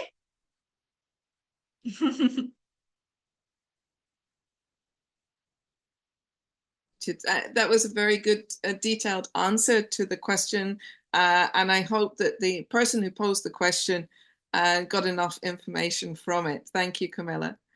I think we have time for one more question before we go into the breakout rooms for Meet the Speakers. And I'm going to pose this to Catherine. It's a little bit of a change of track. So, Catherine, how do you care for the people involved in the rescue operations, the stress, fatigue, and different levels of knowledge that come in there? And people really are at the heart of it. So I'm very grateful for this question. That is the crux of any of these conversations we're having, is that this is this heritage that belongs to people, and it's about, I think, when you're dealing with a disaster situation, first and foremost, if you're coming in from outside of the community, your job is to listen. And I swear the bulk of what MCI Scry's work is getting on the phone and listening. And we've been criticized for that, right? Why do you spend all this time on conference calls? And that is because when you first join any effort, you want to really show up and hold the space and listen for the people who have experienced the disaster. And so for the folks in the community which has been impacted, obviously the first step is the listening, and then the making space for talking about what was lost, and making the record of what was lost, and then talking about the next steps for, you know, how things are going to be taken care of, and then what comes after that. For the individuals who are going on deployments, you know, we have and I think that's some of what this question is asking about. We have, you know, an established sort of training module which talks to them a bit about that. Often we are the last ones there when there have been deployments. We don't do life saving, right? And saving life really is going to be first and foremost in these situations. But what we do is part of that community resilience afterwards, where you're pulling in the threads and the pieces of what has been lost and helping folks assess what needs to happen to take care of that, and talking about next steps and what needs to get preserved and prioritized. And so this is a long way of saying that it depends, as I think many of these answers have been, circling back to that. And I think that it really is about meeting the needs of the people in the community, and then making sure that those who are doing the response work are taken care of and are taking care of themselves. Oh, thank you, Catherine. I think that's really important. And maybe Aisha, do you want to add into that? How do you deal with the people aspect when you're working with tea? Tea, yes, tea is always good, isn't it? Lots of tea and hot food. Yeah, I feel like it, in my experience working with people who are coming from very different backgrounds to solve a shared problem, though maybe with less urgency than a post-disaster situation, but the basics, hospitality, tea, and taking breaks. I think there's also, in my experience of working between different kinds of work cultures as well, there's a different pace. And in my own experience, when I go from here to working in a different context where I'm really trying to assimilate into that context so that I can address the problems, it always feels like going, from a record that's playing at the wrong speed to playing at a record that's the right speed. It's the wrong size, right? It only makes sense if you know how records work. But basically just working at the wrong speed, and that process of assimilation and things like tea and chats and listening and shared food. I think there's a lot of just making sure that the basics are there will do a lot and make people a lot more resilient for sitting with that situation, even when it's difficult. Well, on that note, I would love a cup of tea, but perhaps we can say thank you to all of you for your contributions today, your presentations, your ideas, your time, and for your delightful conversation now. Don't go away. Please join the breakout room. There should be coming up soon in the Zoom system, and there should be one with your name in it so that you can join that. And for the audience, please do join some of the speakers. You can switch between one room and another, but don't leave them alone in the rooms.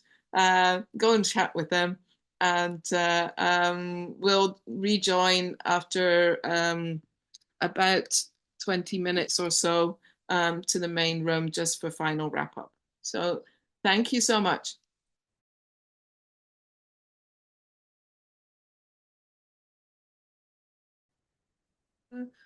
Welcome back, everybody, to the wrap up for the second day for the conference Focus on Conservation, Routes to Resilience.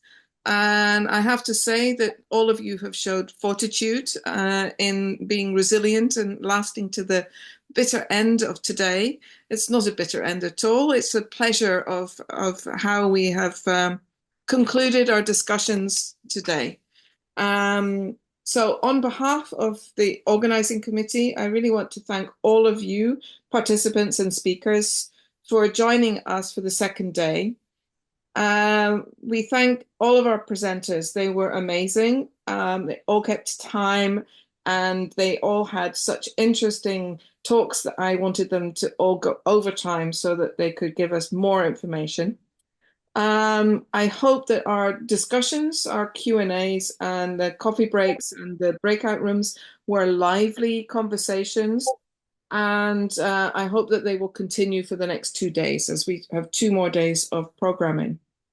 So thank you again to all of our colleagues. Thank you to the Prince Media team for keeping everything running smoothly today.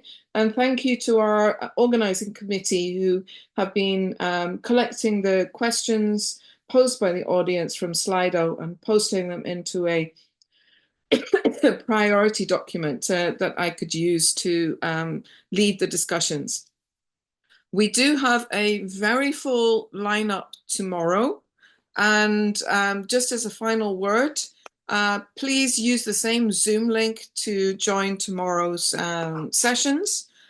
Tomorrow's sessions will start at 1400 UTC.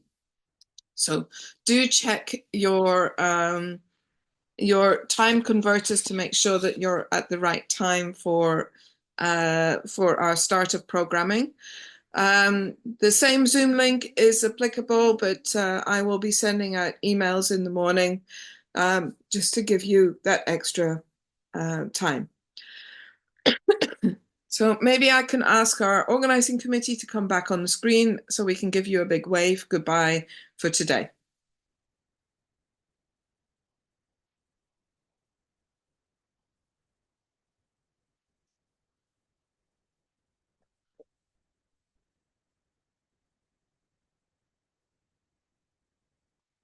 So I don't know if Prince Media, if you can stop sharing the screen so that we can see our organizing committee. And here we have everybody. Thank you all again. Goodbye and see you all tomorrow.